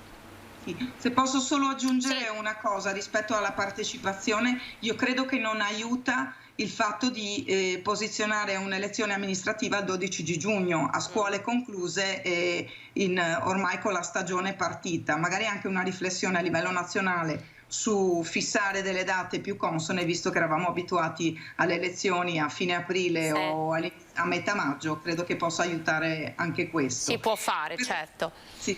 Per quanto riguarda il mio mandato, si riparte sicuramente dagli accordi pubblico-privati, in particolare il tema della Chiariforti e quello delle aree degradate, dove dovremo restituire un'area importante alla comunità e con importanti vantaggi per quello che è la comunità. Un secondo obiettivo è quello della riconnessione totale delle piste ciclabili, della mobilità sostenibile all'interno di tutto il comune, quindi sia per le piste ciclabili interne, ma soprattutto la ricucitura con le piste esterne, anche in collegamento con gli altri comuni e in collaborazione con l'IPA Marca Trevigiana di Treviso con il master plan delle piste ciclabili. E un terzo obiettivo è quello della riqualificazione dei cosiddetti centri storici, dei centri, valorizzandoli e creando appunto un maggiore decoro urbano. Noi vogliamo restituire anche alla cittadinanza aree verdi da poter usufruire in libertà e avere appunto delle aree più curate e come dire, per avere un patrimonio verde pubblico ancora più grande. Credo siano questi i nostri focus principali dove avviare il nostro lavoro, naturalmente a fianco a quello che è un grosso lavoro di partnership con gli operatori economici del territorio per far decollare Silea come distretto urbano del commercio, perché lo è diventata da poco e ci aspettano sfide importanti in questo senso proprio per uno sviluppo territoriale coeso e sinergico. Grazie Rossella Cendrone. Allora ovviamente buon lavoro per questa nuova ripartenza e insomma staremo in attesa di capire insomma, come avrà deciso di comporre la nuova giunta. Arrivederci e buona giornata. A presto, nostre notizie. Grazie a tutti. Buon lavoro a voi. Arrivederci Rossella Cendrone. Allora noi chiudiamo il nostro volo tra i comuni del Veneto, però vi vogliamo far vedere dopo questo Vox la parola dei cittadini legata al referendum, proprio per parlare di disaffezione dalla politica. Forse rispetto alle comunali quello che ha più stupito è stata la poca affluenza, quindi la poca adesione ai referendum proposti dalla Lega, quelli legati alla giustizia. Abbiamo cercato di capire perché intervistando i trevigiani e poi in chiusura uno sguardo anche sulle percentuali di altri comuni del Veneto. Tra poco. Sì che ho votato. Contento di averlo fatto? Contento di averlo fatto, assolutamente sì. Sì, allora abbiamo votato io misto, qualche sì e qualche no. No. Come mai? Perché ero assolutamente contrario. Non sono neanche andato a votare. No. Come mai? Non ho avuto tempo. No, non volevo far raggiungere il quorum, quindi ho votato solo alle amministrative. No, io non sono andata a votare. Le è dispiaciuto essere qui e non poter votare? No, assolutamente, non votavo lo stesso. No, erano assurdi e quindi... Assurdi in che senso? Incomprensibili? Inutili. Non sono andata a votare perché sono anche infortunata. Come mai secondo lei così poca gente è andata a votare, signora? Ma perché hanno poco interesse. Secondo me non è stato presentato nella maniera più corretta e troppo un referendum incomprensibile al cittadino medio, quindi mi sono rifiutata di votare. Erano chiari i quesiti secondo lei? Beh, se uno si era informato, sì. Certo, se uno va lì e così e pretende di capire al momento... Non erano, secondo me, all'altezza del popolo comune. Quindi c'era da studiarli e poi da votare, casomai. Dal mio semplice punto di vista era quasi più logico che fosse deciso da chi è molto più preparato di me, ai livelli costituzionali. Non mi sono neanche documentata molto, devo dire la verità, perché era troppo complicato secondo me.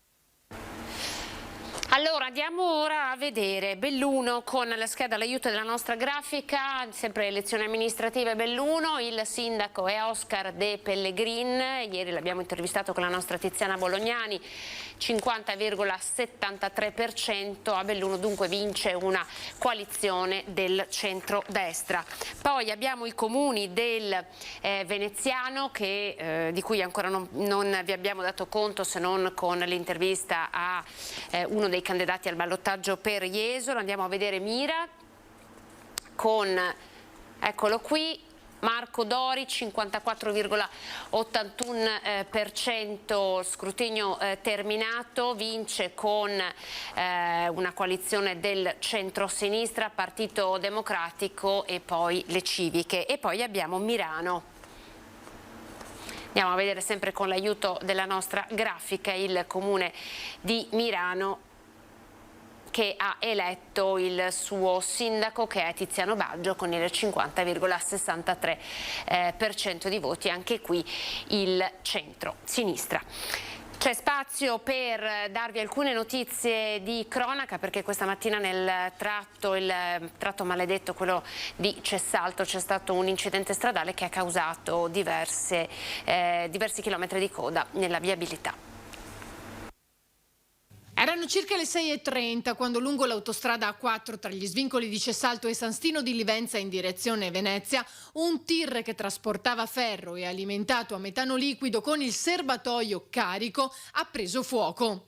L'autostrada è rimasta chiusa fino alle 10 circa. Sul posto sono giunti poco dopo i vigili del fuoco, con squadre da Motta di Livenza, Porto Gruaro e successivamente anche con il nucleo NBCR di Mestre, con 2 autopompe, 2 autobotti, 3 veicoli speciali e 15 operatori che hanno spento l'incendio che ha interessato la motrice del mezzo, cercando poi di metterlo in sicurezza. Nessuna persona è rimasta ferita. Le cause del rogo dipenderebbero da un probabile surriscaldamento del serbatoio.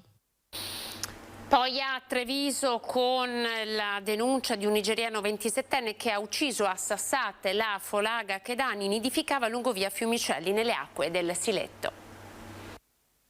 I residenti ma anche i turisti passeggiando lungo via Fiumicelli ammiravano l'esemplare femmina di folaga, uno degli animali più fotografati, è diventata per i cittadini la mascotte. Da anni l'animale, fra l'altro specie protetta, nidificava nella zona prima della confluenza con il Sile. E ieri un 27enne l'ha presa a sassate fino ad ucciderla. A vedere questo gesto ingiustificato e vile, alcuni cittadini che hanno immediatamente dato l'allarme. Sul posto sono intervenuti i vigili del fuoco e la polizia locale. L'esemplare era morto, ma è stato messo al sicuro il nido e consegnato ai volontari in attesa che le uova possano schiudersi. Immediatamente sono state avviate le indagini per identificare l'autore. Grazie alle telecamere di videosorveglianza installate in zona e la testimonianza dei residenti è stato identificato e denunciato per maltrattamenti di animali. Si tratta di un 27enne nigeriano già conosciuto alle forze dell'ordine. Allora noi ci fermiamo qui con questa notizia. L'informazione ovviamente torna questa sera a partire dalle 18:30 con il telegiornale del Veneto, dopo di noi le previsioni del tempo e una parte dedicata alla sanità condotta dalla nostra Alice Montagnier si occuperà di tumori cerebrali. Grazie per essere stati in nostra compagnia, arrivederci.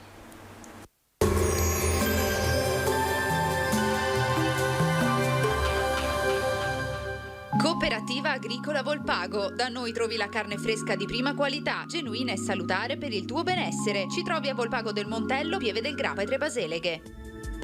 Bentrovati al Meteo. La settimana prosegue in un contesto pienamente estivo, segnata poi dalla presenza dell'anticiclone africano. Vediamo insieme il dettaglio di martedì 14 giugno.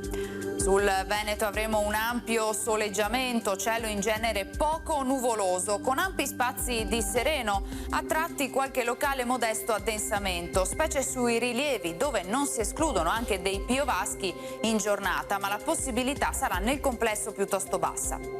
Temperature sostanzialmente stazionarie, minime tra 15 e 21 gradi, massime comprese invece tra i 26 e i 30 gradi all'incirca. Ci spostiamo ora sul Friuli Venezia Giulia, anche in questo caso avremo una residua nuvolosità alle prime ore del mattino, specie su costa e zone orientali, altrove invece tanto sole. Temperature minime sui 16-20 gradi, massime sui 28-29 all'incirca. Infine diamo uno sguardo alla situazione del Trentino Alto Adige, dove sarà molto soleggiato, al massimo con qualche nube a carattere sparso. Temperature minime intorno ai 16-17 gradi, massime sui 29 gradi. Dal meteo di Antena 3 per ora è tutto, grazie per l'attenzione, arrivederci.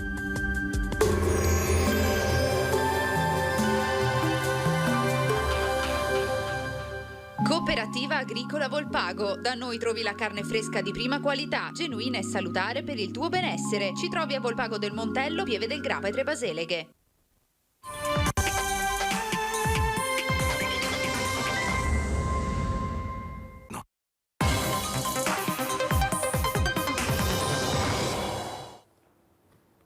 Bentrovati in studio, parliamo quest'oggi di tumori cerebrali in compagnia dei miei ospiti che vi presento subito.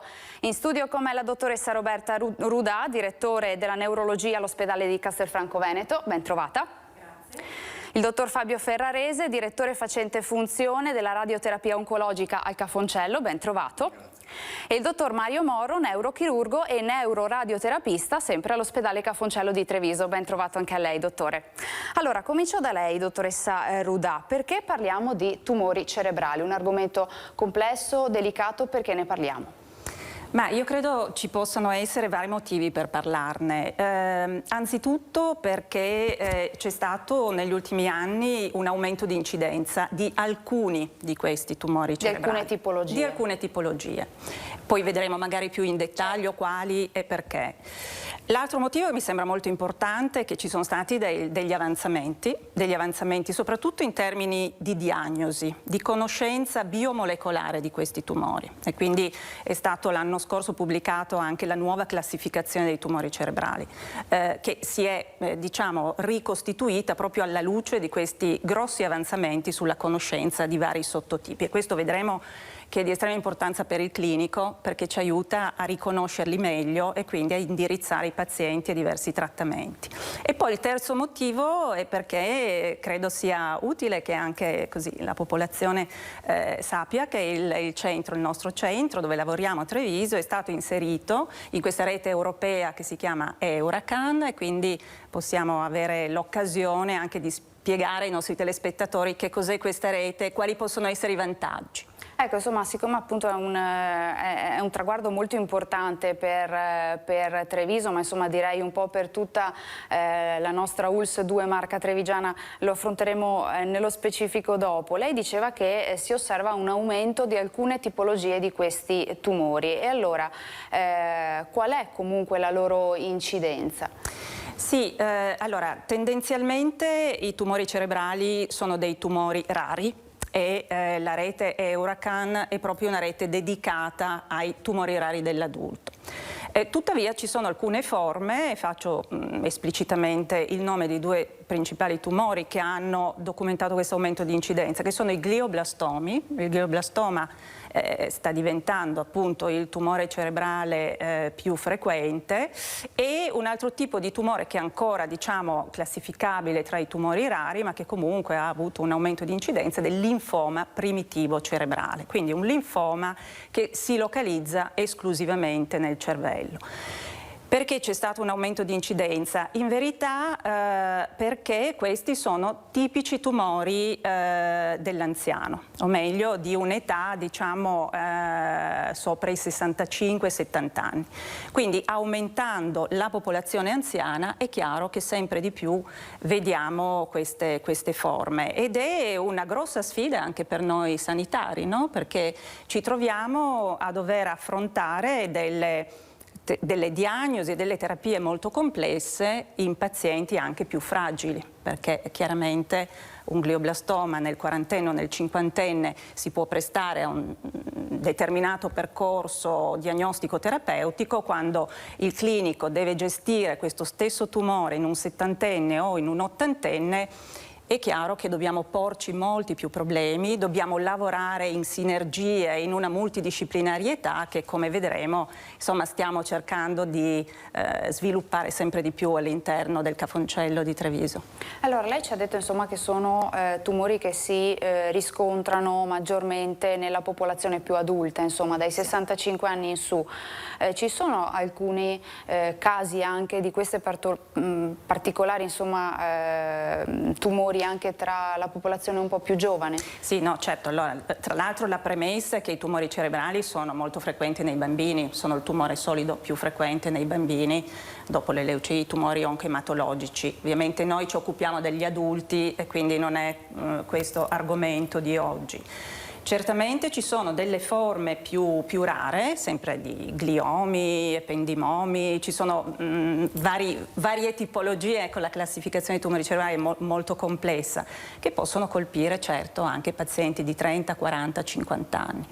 In genere c'è un po' questa caratteristica, rimanendo nei gliomi, che sono i tumori cerebrali più frequenti, che si chiamano gliomi perché provengono da queste cellule di glia che costituiscono un po' l'impalcatura del cervello insieme ai neuroni.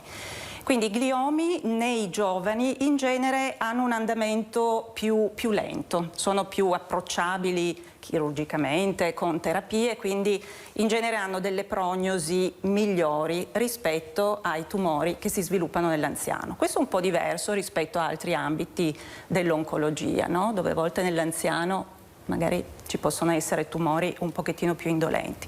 Da noi dell'anziano tendenzialmente diciamo sono l'incidenza un po' più alta per quanto riguarda tumori più aggressivi. Allora, io ricordo ai nostri telespettatori da casa che come sempre la linea è aperta e dunque aspettiamo anche le vostre telefonate, le vostre domande, anche le vostre curiosità su questo argomento che trattiamo quest'oggi. 0422 1628 332. Dottoressa Rudà, lei ha detto che insomma si sta registrando, si sta insomma notando un aumento di queste tipologie di tumori. È solo l'invecchiamento della popolazione che potrebbe essere così, insomma, una motivazione, oppure che cosa potrebbe essere, da che cosa potrebbe dipendere? Ovviamente una giustissima domanda.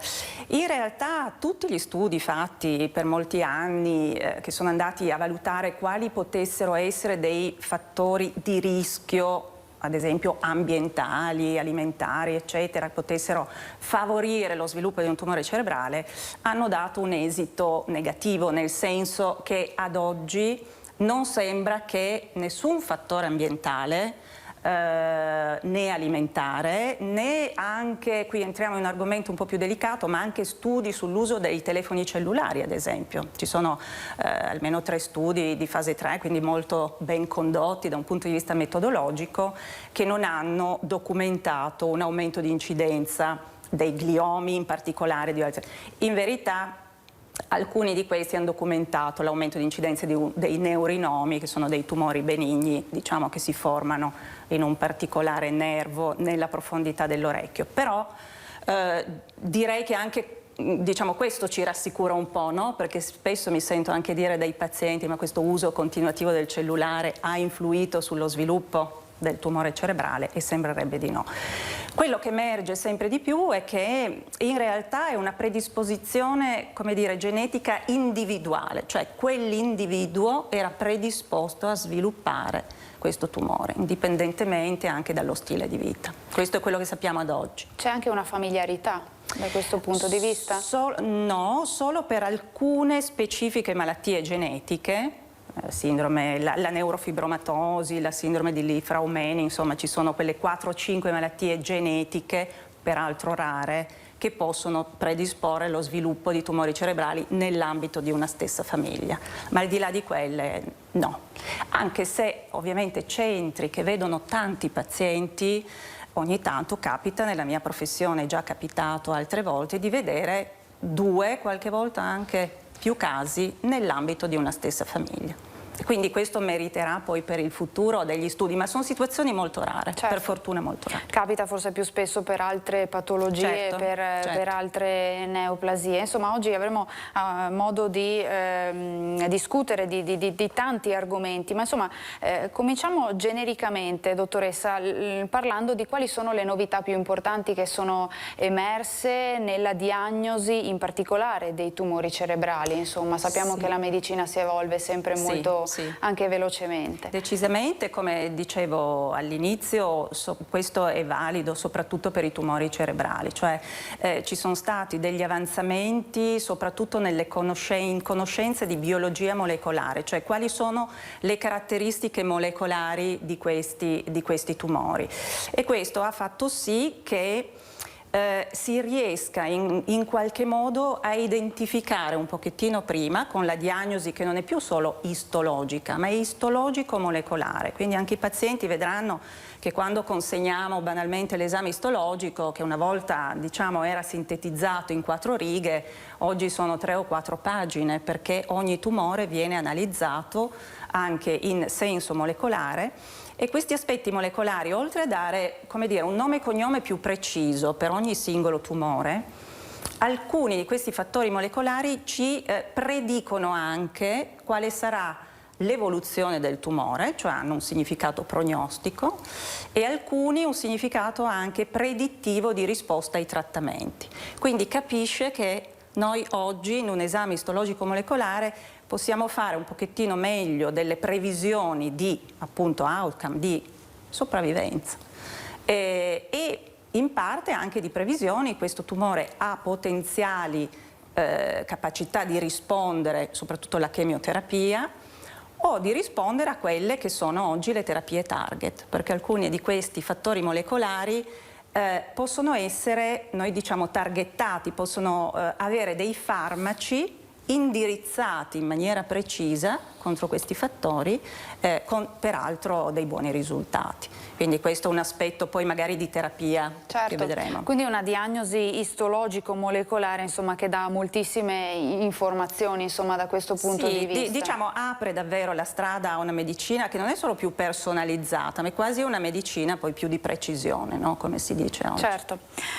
Dottor Ferrarese, chiedo a lei, anche nel suo ambito che è quello della radioterapia oncologica, quali sono le principali novità che insomma possiamo evidenziare? Da un punto di vista tecnico, specialmente nella mia unità operativa, noi abbiamo avuto un'importante evoluzione tecnologica.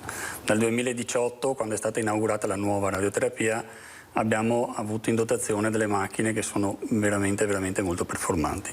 Queste ci permettono di eseguire trattamenti che sono a livello superlativo, nel senso che siamo in grado di identificare e di seguire la malattia e cercando di evitare al massimo quelli che sono i tessuti sani che sono all'interno della teca cranica, e ci permette quindi di andare a irradiare esclusivamente la malattia, togliendo quello che invece è la parte di tessuto che non ci interessa irradiare. Non è un'evoluzione ferma, è un'evoluzione che continua. Per esempio ultimamente abbiamo upgradato tutta la parte dei sistemi informatici per migliorare ancora l'utilizzo dei dati che abbiamo al fine di migliorare ancora il trattamento dei pazienti, e ancora di più ci sarà quando la radioterapia verrà trasferita nel nuovo ospedale che verrà più o meno verso la fine dell'anno, è previsto un ulteriore aggiornamento di quello che abbiamo e verremo portati proprio con una tecnologia che è al massimo di quella attualmente utilizzabile a livello mondiale. Insomma. Quindi siamo dotati fondamentalmente di tutto quello che è il massimo a disposizione per il trattamento di tumori cerebrali. Oltre a questo stiamo facendo anche uno studio per migliorare anche il sistema di contenzione dei pazienti, perché una cosa che magari pochi sanno è che il paziente che deve essere sottoposto a radioterapia viene immobilizzato tramite una maschera termoplastica.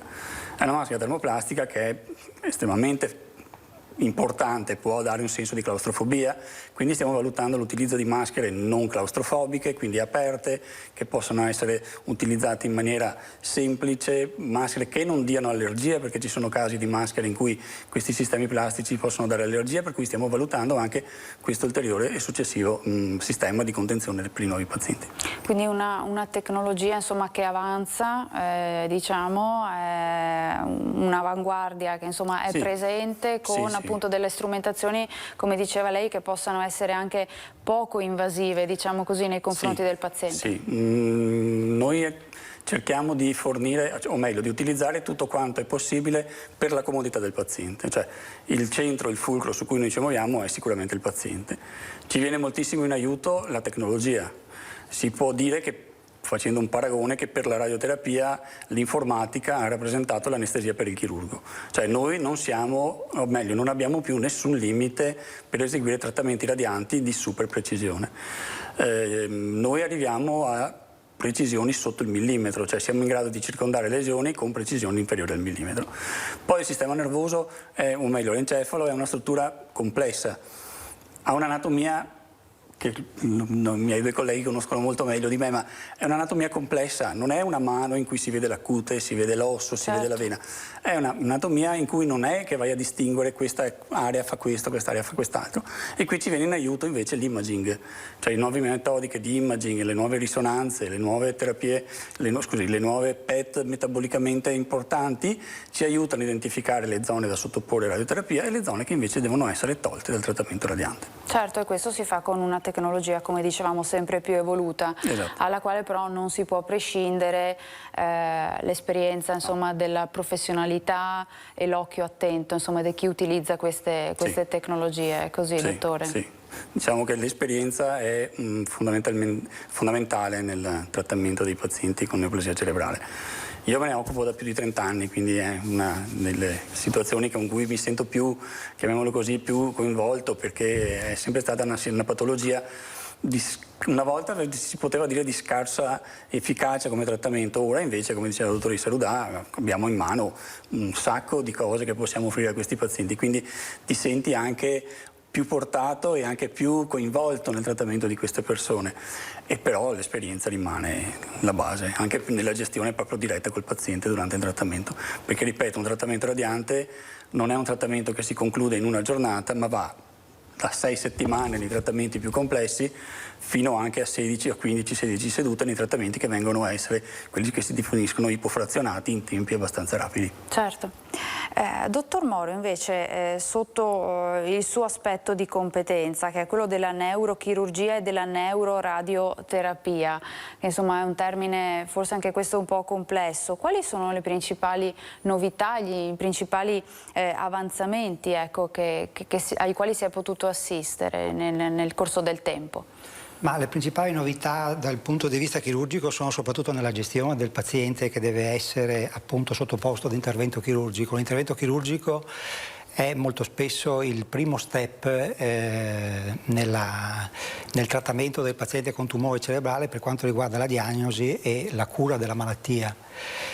La chirurgia oncologica e endocrinica tratta prevalentemente gliomi ad alto grado,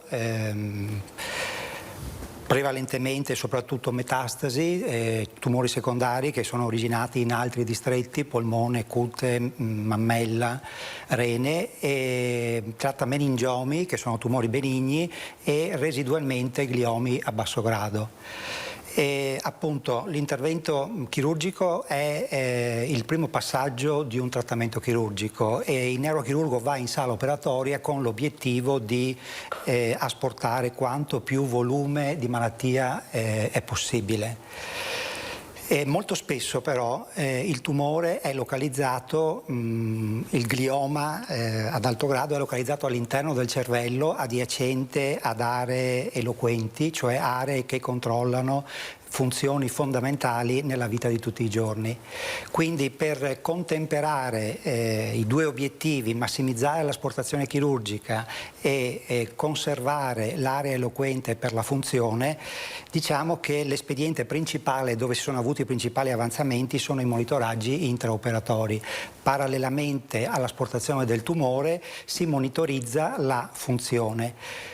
Dopo l'esposizione chirurgica dell'area del cervello da operare, il paziente viene risvegliato e esegue dei test di movimento, se l'area da monitorizzare è quella motoria, oppure test del linguaggio, se l'area vicina al tumore controlla la comprensione o la produzione del linguaggio. Questo per sostanzialmente verificare che le funzioni siano ancora attive, ecco. Certo, le funzioni e soprattutto risparmiare l'area che molto spesso può essere coinvolta dalla malattia. E qui c'è da fare un appunto in merito appunto alla procedura dei monitoraggi intraoperatori. Gli interventi neurochirurgici con risveglio intraoperatorio hanno portato a un approfondimento della conoscenza del funzionamento cerebrale, rivelando che fondamentalmente il cervello funziona con sistemi di reti eloquenti. Le reti eloquenti sono costituite da aree cerebrali superficiali collegate tra di loro da fasci profondi di collegamento. Da questo sistema di reti dipende la cosiddetta plasticità cerebrale, che è fondamentale nel trattamento chirurgico dei pazienti neuro-oncologici. La funzione di una determinata area cerebrale coinvolta dalla malattia può essere riorganizzata in un'altra area che diventa appunto l'area vicaria e quindi può essere asportata durante l'intervento chirurgico. Il trattamento, la chirurgia molto spesso, abbiamo detto, è il primo passaggio certo. di un processo di cura che viene stabilito appunto da un'equipe multidisciplinare. E c'è da dire che sì, per i gliomi ad alto grado l'aspettativa di vita è relativamente breve, quindi quanto prima finisce la fase chirurgica il paziente può come dire, essere avviato alle terapie adiuvanti di radioterapia e di chemioterapia e poi successivamente nel tempo residuo di malattia dedicarsi ecco, al vivere quanto rimane della malattia. A Treviso si è messo a punto un protocollo di gestione del paziente neuro-oncologico da sottoporre a intervento appunto di chirurgia endocrinica, un protocollo fast track di recupero clinico veloce che permette di rimettere in piedi il paziente dello stesso giorno dell'intervento, di rimetterlo in piedi, di riprendere l'alimentazione e di dimetterlo in un arco di tempo relativamente breve di 36-48 ore. Nei pazienti a cui abbiamo applicato questo protocollo, sì, in effetti i tempi si sono dimezzati nel recupero ma soprattutto nel mantenimento delle funzioni per poi essere avviati appunto alle successive terapie. E ha avuto particolare successo nel paziente anziano, i gliomi ad alto grado incidono, l'ha detto la dottoressa Rudà, soprattutto nei pazienti anziani, ed è particolarmente importante per questa tipologia di pazienti, perché affinché la chirurgia possa essere seguita dagli altri trattamenti e quindi non sia una chirurgia futile, è particolarmente importante mantenere le condizioni cliniche del paziente nel periodo post-operatorio in maniera tale da avviarlo quanto prima ai trattamenti che vanno a completare l'intervento chirurgico. Certo, insomma, al recupero anche della propria quotidianità, insomma della propria vita. A tal proposito ci è arrivata una domanda attraverso i social, ci chiedono se il tumore cerebrale si può sviluppare all'improvviso oppure se si sviluppa nel tempo senza dare nessun tipo di fastidio. Dottoressa Rudà, con quali sintomi si presentano i tumori cerebrali? Sì, intanto per rispondere più nello specifico a questa domanda sono valide un pochettino tutte le due ipotesi che ha fatto il telespettatore, nel senso che per quanto riguarda i gliomi di alto grado si possono formare in tempi veramente molto, molto brevi. E perché questo lo sappiamo? Abbiamo seguito, insomma è un po' esperienza di tutti aver seguito dei pazienti che avevano fatto un accertamento neuroradiologico anche solo qualche mese prima rispetto alla diagnosi tumore cerebrale, accertamento motivato da altri disturbi, in cui anche con il senno di poi non si poteva osservare nulla. E questo è capitato anche in pazienti che avevano fatto un accertamento 3-4 mesi prima. Quindi per quanto riguarda, ripeto, i gliomi di alto grado, effettivamente questo ci dice anche la velocità di crescita e l'aggressività, no? E l'aggressività con cui devono essere trattati, come già un po' è emerso anche dalle relazioni dei due colleghi. Viceversa, altri tumori, sempre rimanendo nei gliomi, quindi abbiamo distinto quelli di alto grado, poi ci sono quelli di basso grado che hanno un andamento più lento. Questi effettivamente possono formarsi probabilmente negli anni, un pochettino adattandosi, no, alla situazione cerebrale, il cervello a loro, al punto da non dare sintomi. E in questi pazienti spesso poi il primo sintomo è una crisi epilettica. Quindi crisi epilettiche, direi uno dei sintomi più frequenti, soprattutto nei giovani e soprattutto in questi gliomi di basso grado. Nei gliomi di alto grado è un pochettino più frequente, viceversa, noi diciamo il deficit focale, cioè la perdita di una funzione che ovviamente è legata a seconda di dove si è formato il tumore. Quindi centro del linguaggio, il paziente può avere anche lentamente, in maniera subacuta, dei disturbi a parlare, un'afasia, una disartria. Centro del movimento, un'emiparesi, un'emiplegia, in genere non è un esordio acuto come l'ictus, è un esordio un pochettino più lento. Anche i disturbi della vista non vanno trascurati in termini di disturbi del campo visivo. Quindi, insomma, c'è una certa variabilità di presentazione clinica che riflette tutte le funzioni che ha il cervello. Ci sono situazioni anche che non oserei dire rare, ma un po' più particolari, di esordio con disturbi del comportamento. Una persona che diventa diversa nel suo modo di interagire con le persone, diventa molto più chiusa, più rallentata. Ecco, alcuni tumori della sede prefrontale possono dare, quindi vede che variabilità. Il mal di testa, che poi è quello che spesso, no? Ho una cefalea, avrò un tumore cerebrale, in realtà certo può essere un sintomo di presentazione, ma non tra i più frequenti. Infatti ci chiedono, ci scrive una telespettatrice, un telespettatore, non sappiamo, ci dice che ha eseguito una risonanza a causa di forti emicranie e sembra sia emerso una formazione ovale con adesione alla meninge in sede frontale sinistra. Ci chiedono di poter spiegare il significato in attesa, insomma, di poter parlare con lo specialista. Non so chi vuol rispondere. Ma non abbiamo molte informazioni, però una lesione ovalare adesa alla meninge fa pensare a un tumore appunto che origina dalle meningi, il cosiddetto meningioma. Quindi un tumore benigno nel 90% dei casi. Che diametro ha?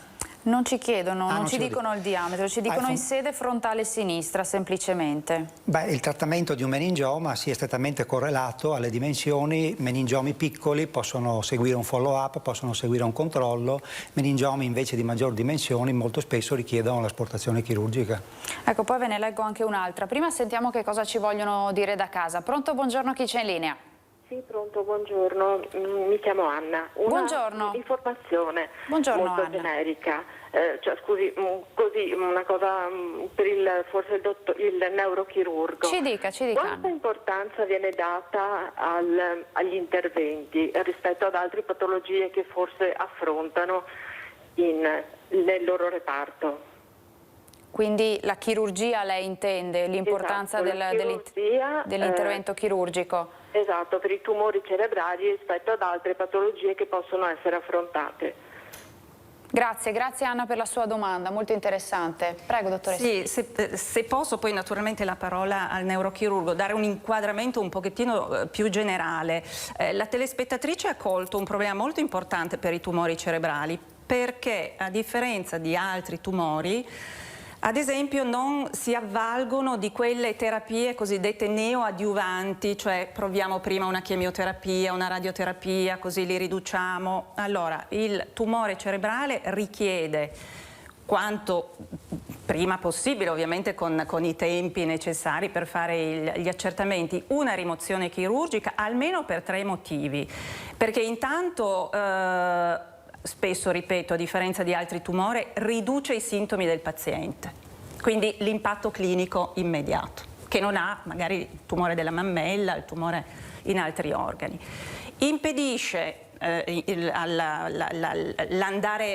ovviamente la crescita tumorale può far entrare il paziente in una situazione di emergenza che si chiama ipertensione endocrinica, quindi il rimuoverlo toglie il paziente da questo rischio, ci consente di fare una diagnosi istologico-molecolare e di completare poi il trattamento con gli altri trattamenti radio e chemioterapia che hanno un'efficacia molto maggiore se il chirurgo è riuscito a portare via il tumore, e quanto più ne porta via in molti tumori cerebrali si traduce in un aumento anche della sopravvivenza, oltre che della qualità di vita. Certo. Quindi vedete come il gesto chirurgico ha un ruolo veramente importante.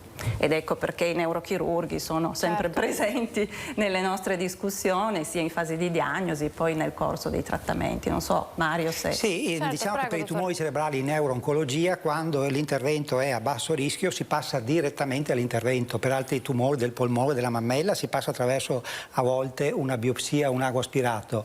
In neurochirurgia la biopsia cosiddetta stereotassica è un vero e proprio intervento, quindi quando l'intervento è eseguibile si passa direttamente all'asportazione della malattia.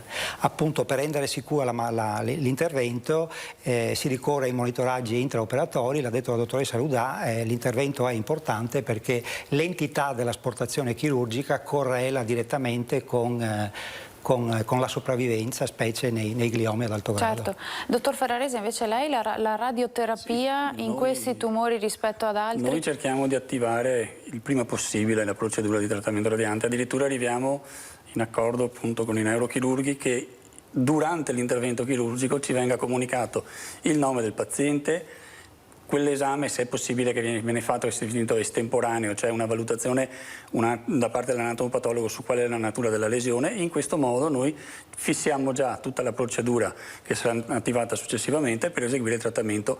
Cerchiamo di restare sempre entro le 3 settimane dal dato dell'intervento chirurgico. Il tempo in questi casi è veramente tiranno ed è fondamentale. Sì. Altra telefonata da casa. Pronto, buongiorno, chi c'è in linea? Sono Massimo Maini, volevo chiedere... Buongiorno Massimo, dica pure. Niente, nel 2019 mia moglie ad un tratto non si è sentita bene, non ha mai avuto nessun sintomo, aveva 51 anni e niente, il 15 agosto ci siamo accorti che non stava bene, il 21 di agosto è stata operata d'urgenza per un tumore al cervello e il tumore risultava un glioblastoma. Era di 8 centimetri. L'intervento è andato bene, abbiamo fatto chemio, abbiamo fatto radio, abbiamo fatto di tutto, è stata bene diciamo per 5-6 mesi e poi ha avuto una gran ricaduta. Poi diciamo che con la chemioterapia e tutto il resto, diciamo, e anche l'amore della famiglia, era tornata proprio alla mamma e la moglie di sempre. Poi purtroppo stava da Dio, cioè stava proprio bene. Poi niente, il 24 di novembre del 2020 è venuta a mancare, ma se n'è andata proprio piano piano, lentamente. Grazie Massimo, grazie. Un abbraccio intanto. Prego. Spero ci siano cure alternative. Tutto qua? Grazie Massimo, come le abbiamo detto un forte abbraccio. La signora insomma piuttosto giovane tra l'altro, dottoressa. Sì, no, grazie per questa testimonianza perché ha dato proprio un po' la descrizione da un altro punto di vista di un marito, di quello che abbiamo cercato di descrivere, e credo che abbia descritto un pochettino il percorso abbastanza tipico di un paziente con glioblastoma che ha una prima fase, ha ricevuto tutte le terapie che sono cosiddette standard, no? Dicevamo che l'approccio è sempre un approccio multimodale, quindi alla chirurgia deve far seguito la radio, la chemioterapia, e come vedete siamo 3 professionisti diversi che diciamo dedicano la loro professione a questa battaglia. Certo, la ricerca sta facendo dei passi avanti per quanto riguarda il glioblastoma in termini di terapia. Devo dire sono dei passetti, ecco. Sicuramente ci sono in corso, direi ovviamente ci sono delle possibilità nei nostri singole professionalità rispetto al passato. Il paziente oggi può essere sempre più rioperato, certo se la lesione non è troppo estesa, quindi i chirurghi, avete visto le sale operatorie ormai con i monitoraggi, la neuroimmagine che può aiutare. In campo di radioterapia si possono reirradiare grazie a tecnologie più precise, cosa che fino a un po' di anni fa non si poteva fare. In termini di farmaci, sicuramente ci sono ancora in corso degli studi sull'immunoterapia, anche se per ora nel glioblastoma non ha ancora purtroppo impattato l'evoluzione della malattia, ma continuano ad esserci degli studi, anche perché è un argomento estremamente complesso, quello dell'immunoterapia. Abbiamo forse rispetto a 4-5 anni fa una maggior consapevolezza di andare a cercare in ogni singolo tumore, anche nel glioblastoma di una paziente giovane, se ci sono quelle mutazioni di cui accennavo all'inizio. Purtroppo sono molto rare, nell'1-2% dei casi ci sono alcune mutazioni, BRAF, NTRK, che possono essere poi suscettibili di una terapia target. Quindi vede che diciamo, la ricerca sta andando avanti in varie direzioni, certo, con molta speranza per il futuro, ma certo di strada ne dobbiamo ancora fare. Dottor Ferrarese, voleva aggiungere qualcosa sulla possibilità, come dicevamo, di reirradiare, se ho detto bene? Attualmente noi siamo in grado di reiradiare, logicamente la selezione iniziale del paziente che va reiradiato è estremamente importante. Che significa? Intanto facciamo capire bene. Cioè ci sono pazienti in cui la malattia si presenta sempre più o meno a livello della loggia chirurgica, del cavo chirurgico dove sono stati operati, e pazienti in cui purtroppo la malattia si diffonde lungo delle vie specifiche, per cui per esempio può presentarsi controlateralmente sull'emisfero controlaterale, può presentarsi in sedi che non sono aggredibili radioterapicamente, e quindi di conseguenza noi dobbiamo valutare, specialmente nei nostri incontri multidisciplinari, quali sono i pazienti che possono giovarsi di un trattamento ripetuto, questo genere, certo, tenendo conto che il ritrattamento porta a erogare delle dosi di radioterapia che vanno a superare generalmente quelle che sono le dosi di tolleranza del sistema nervoso. Questo però ci ha fatto vedere alcune cose che confermano appunto quanto diceva il dottor Moro sulla plasticità dell'encefalo. Cioè riradiamo delle zone in cui una volta avremmo avuto il terrore di vedere dei disastri post-attinici, pazienti che invece non hanno nessun tipo di tossicità indicata dal trattamento, il che significa che l'aumentata precisione che noi riusciamo ad avere logicamente si correla con una marcata riduzione della tossicità che invece poi andiamo a ottenere. Ripotenziamo tante volte, se possibile, il reirradiamento con la chemioterapia concomitante, specialmente se sono passati tot numero di mesi dalla diagnosi della prima svolta, e abbiamo avuto anche fondamentalmente delle ottime risposte da un punto di vista loco-regionale con i nostri trattamenti. Certo. Dottoressa, lei diceva insomma piccoli passetti nell'evoluzione anche della diagnosi, della terapia di questi tumori, ma un grande passo per Treviso, perché lei lo ha anticipato, Treviso è stata recentemente inserita nella rete europea Euracan per i tumori rari, in particolar modo quelli cerebrali. Che cosa significa questo per i pazienti, ma anche per voi operatori? Certo. Euracan appunto è questo network, questa rete europea che raggruppa centri di esperienza sui tumori rari, ed è nata un pochettino con finalità soprattutto per i pazienti, cioè informare, andare a individuare quali sono i centri che hanno esperienza su questi tumori per diciamo affrontare un tumore raro ovviamente bisogna per definizione, no? Avere esperienza. Quindi intanto un centro, c'è una prassi per entrare in questa rete che prevede il riconoscimento del centro se ha i numeri. Quindi ovviamente l'esperienza nasce dal fatto di seguire, vedere tanti pazienti, quindi bisogna documentare una certa numerosità di presa in carico di pazienti. Bisogna documentare la presenza nel centro di tutte le figure professionali che possono seguire il paziente, ma a partire dalla diagnosi alla terapia, se non anche alla fase delle terapie palliative. E per i tumori cerebrali queste figure, penso che si sia intuito, no, dalla discussione, sono davvero tante, perché si va da una buona neuroradiologia, oggi per fare diagnosi istologico-molecolari ci vogliono i biologi molecolari che facciano lo studio di tutti questi fattori, chirurgo, radioterapista, oncologo, neurooncologo, riabilitatore, insomma l'equipe deve essere veramente numerosa. Dopodiché questo centro viene attraverso un passaggio anche nazionale, perché passa attraverso la regione, il Ministero della Salute, e deve essere, se selezionato, in pratica viene inserito in una rete in cui c'è un'interazione tra operatori, quindi ci dobbiamo scambiare delle esperienze e dobbiamo garantire in questi centri dei livelli, degli standard elevati di diagnosi e di trattamento. Quindi il paziente, nel momento in cui identifica questo centro, sa che, diciamo, si può affidare a un personale che insomma ha esperienza un po' a 360 gradi.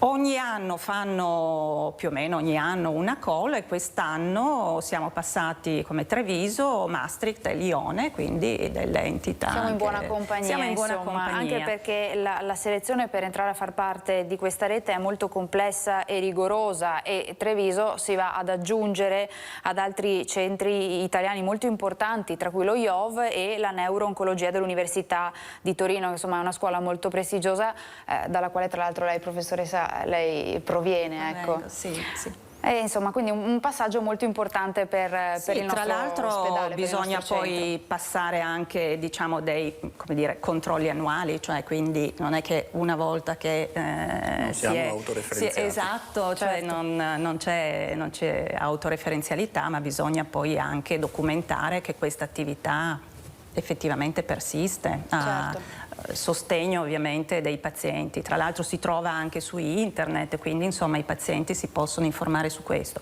E poi fa parte della comunità europea, quindi questo vuol dire anche, diciamo, oltre al di là del riconoscimento, ma soprattutto dell'impatto per i pazienti, vuol dire poi forse per il futuro anche la possibilità di avere dei fondi per la ricerca. Questo è un po' un passo successivo. È un aspetto importante. Sì. Pochissimi istanti di pubblicità, torniamo tra poco insieme ancora per parlare di questo argomento, tra poco.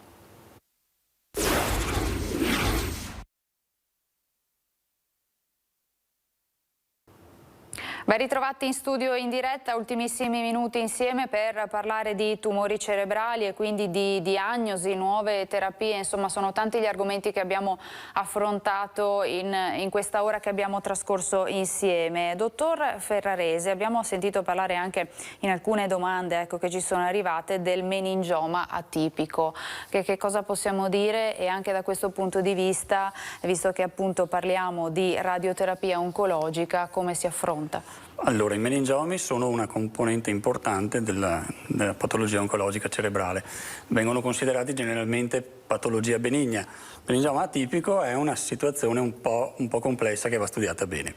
Generalmente noi discutiamo tutti i pazienti con una diagnosi di meningioma atipico e la prima cosa che facciamo è lasciamo un periodo di tempo al paziente per recuperare dopo l'intervento chirurgico e eseguiamo una nuova diagnostica al fine di quantificare se esiste un residuo in base a quello che vediamo sulla risonanza, se esiste un residuo o non esiste un residuo, lo facciamo rivalutare al neurochirurgo se vi è l'ipotesi di poter essere riaggredito da un punto di vista chirurgico. Se non può essere riaggredito ma c'è un residuo di malattia, allora si può proporre al paziente un trattamento radiante. Non c'è un consenso sul trattamento radiante nei meningiomi atipici, infatti la maggior parte degli studi americani definisce il trattamento come our policy, cioè ciascuno di noi decide per conto proprio.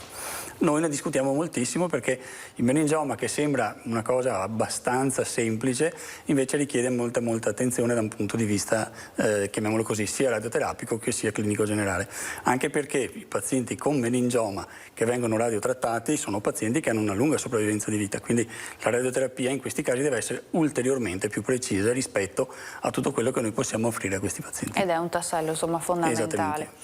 Dottor Moro, abbiamo parlato di modernità delle terapie, modernità anche della tecnologia, si sente sempre parlare, noi stessi parliamo sempre in queste trasmissioni di team multidisciplinare, quindi tantissimi professionisti messi insieme proprio al servizio del paziente. Anche questo è un aspetto molto importante.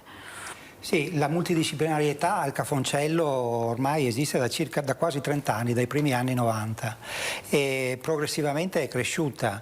Da una prospettiva del paziente, diciamo, dagli anni 90 fino al 2017, vedendola dalla prospettiva del paziente, la multidisciplinarietà è sempre rimasta dietro le quinte. Nel 2017 si è deciso appunto di dar vita a questo ambulatorio neuro-oncologico integrato, dove il paziente neuro-oncologico con tumore cerebrale incontra gli specialisti responsabili della sua cura, il neurochirurgo, il radioterapista e l'oncologo, e quindi ha modo in un'unica visita di trattare delle problematiche della malattia contemporaneamente con tutti e tre, chirurgo, radioterapista e oncologo. E a Treviso c'è anche l'ambulatorio Noi, che è neuro-oncologico integrato, che è attivo dal 2017.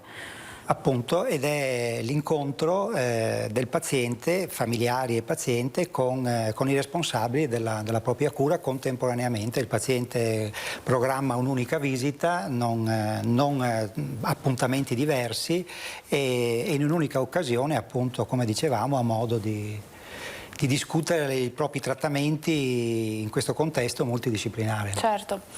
Scusi, si è invertito il rapporto, cioè non è più il paziente che va dal medico, ma sono gli specialisti che vanno dal paziente. Quindi il paziente diventa protagonista dell'incontro multidisciplinare. Certo, al centro. Dottoressa Rudà, lei oltre a essere direttore della neurologia all'ospedale di Castelfranco Veneto è anche presidente di AINO e coordinatrice di GOM. Ci aiuta a capire un po' meglio queste sigle? Beh sì, l'AINO è l'Associazione Italiana di Neurooncologia, è un'associazione scientifica che ha anche una sua storia da oltre 25 anni e che raggruppa un po' tutte le figure professionali che in Italia si occupano di tumori cerebrali ed è multidisciplinare per natura, cioè afferiscono a questa associazione, quindi neurochirurghi, radioterapisti, neurologi interessati sia in campo clinico che di ricerca ai tumori cerebrali. Quindi anche per la condivisione, no? Che si può fare di esperienze. No? Bravissima, certo, è un'associazione sempre stata molto attiva, tra l'altro fa un congresso annuale, lo faremo quest'anno proprio a Padova in collaborazione con i colleghi dello IOV, quindi sarà una bella occasione, no? Anche per il Veneto, per la neurooncologia.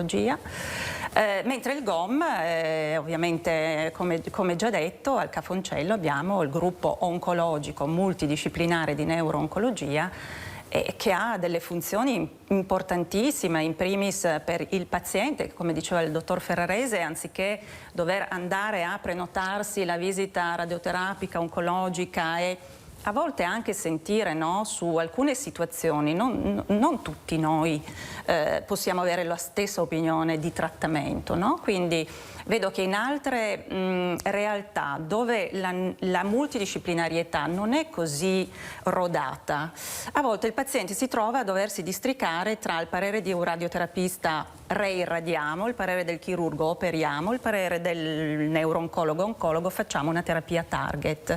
E chi decide? quindi sono pazienti in difficoltà. La multidisciplinarietà, per aggiungere a quanto già detto, facilita il paziente anche in questo, perché diciamo tutti insieme cerchiamo di stabilire qual è la miglior terapia in quel singolo paziente e diamo poi al paziente un po' l'esito finale di questa discussione, che ovviamente si basa sull'esperienza, sugli studi, su tante cose. Quindi è molto importante, cioè multidisciplinarietà è una parola che ha in sé tanti significati, ma deve essere poi finalizzato a questo, no? All'esito sul paziente. Certo, anche perché quando arriva magari una diagnosi così complessa, insomma, spesso ci si sente un po' perduti, e quindi avere a disposizione un team che indica già un percorso stabilito, o comunque che viene personalizzato sul paziente, è sicuramente importante. Dottoressa, noi parliamo sempre di prevenzione, no?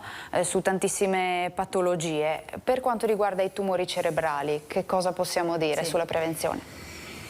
E anche su questo hanno la loro particolarità, nel senso che purtroppo non abbiamo al momento degli strumenti per poter fare prevenzione. Prevenzione in oncologia e in altri ambiti spesso si basa, no, dover sottoporre tutta la popolazione, comunque fasce di popolazione, ad esami relativamente semplici, no, fattibili, ripetibili. Quindi per far diagnosi di tumore cerebrale, è stato detto, corre ad esempio una neuroimaging anche abbastanza sofisticata, una risonanza per dire. Questo è un po' l'esame diagnostico, perché alcuni tumori non si vedono in TAC. Quindi ad esempio fare una TAC a tutta la popolazione, che già sarebbe abbastanza complesso, non sarebbe sufficiente, occorrerebbe una risonanza. Poi abbiamo visto che si possono formare quelli molto aggressivi anche in breve tempo, quindi capite che non è possibile ad oggi fare una vera e propria prevenzione. L'altra particolarità è che non immettono nel sangue delle proteine, dei fattori, no? Non è il PSA. Possono essere riscontrati. Certo. E questo di nuovo perché il cervello ha una barriera ematoencefalica, dei vasi molto protetti, e quindi questa emissione in circolo, anche se probabilmente si aprirà, e speriamo per il futuro, un po' una strada in questa direzione, perché ci sono degli studi di cosiddetta biopsia liquida, questo soprattutto negli Stati Uniti, ma anche qualche studio in Italia, che sta cercando proprio di analizzare attraverso esami del sangue delle sostanze del tumore immesse in circolo, e questo aprirà, speriamo, la strada per una prevenzione attraverso questa modalità. Certo. Però c'è ancora strada da fare anche in questo. Grazie alla dottoressa Roberta Rudà, direttore dell'unità operativa complessa di neurologia all'ospedale di Castelfranco Veneto, presidente dell'Associazione Italiana Neurooncologia e coordinatrice del gruppo oncologico multidisciplinare, spero di averlo detto bene. Grazie al dottor Fabio Ferrarese, direttore facente funzioni della radioterapia oncologica al Cafoncello di Treviso, e grazie al dottor Mario Moro, neurochirurgo e neuroradioterapista all'ospedale Cafoncello di Treviso. Grazie a voi di averci seguito da casa, io vi do dunque appuntamento alla prossima puntata. Arrivederci.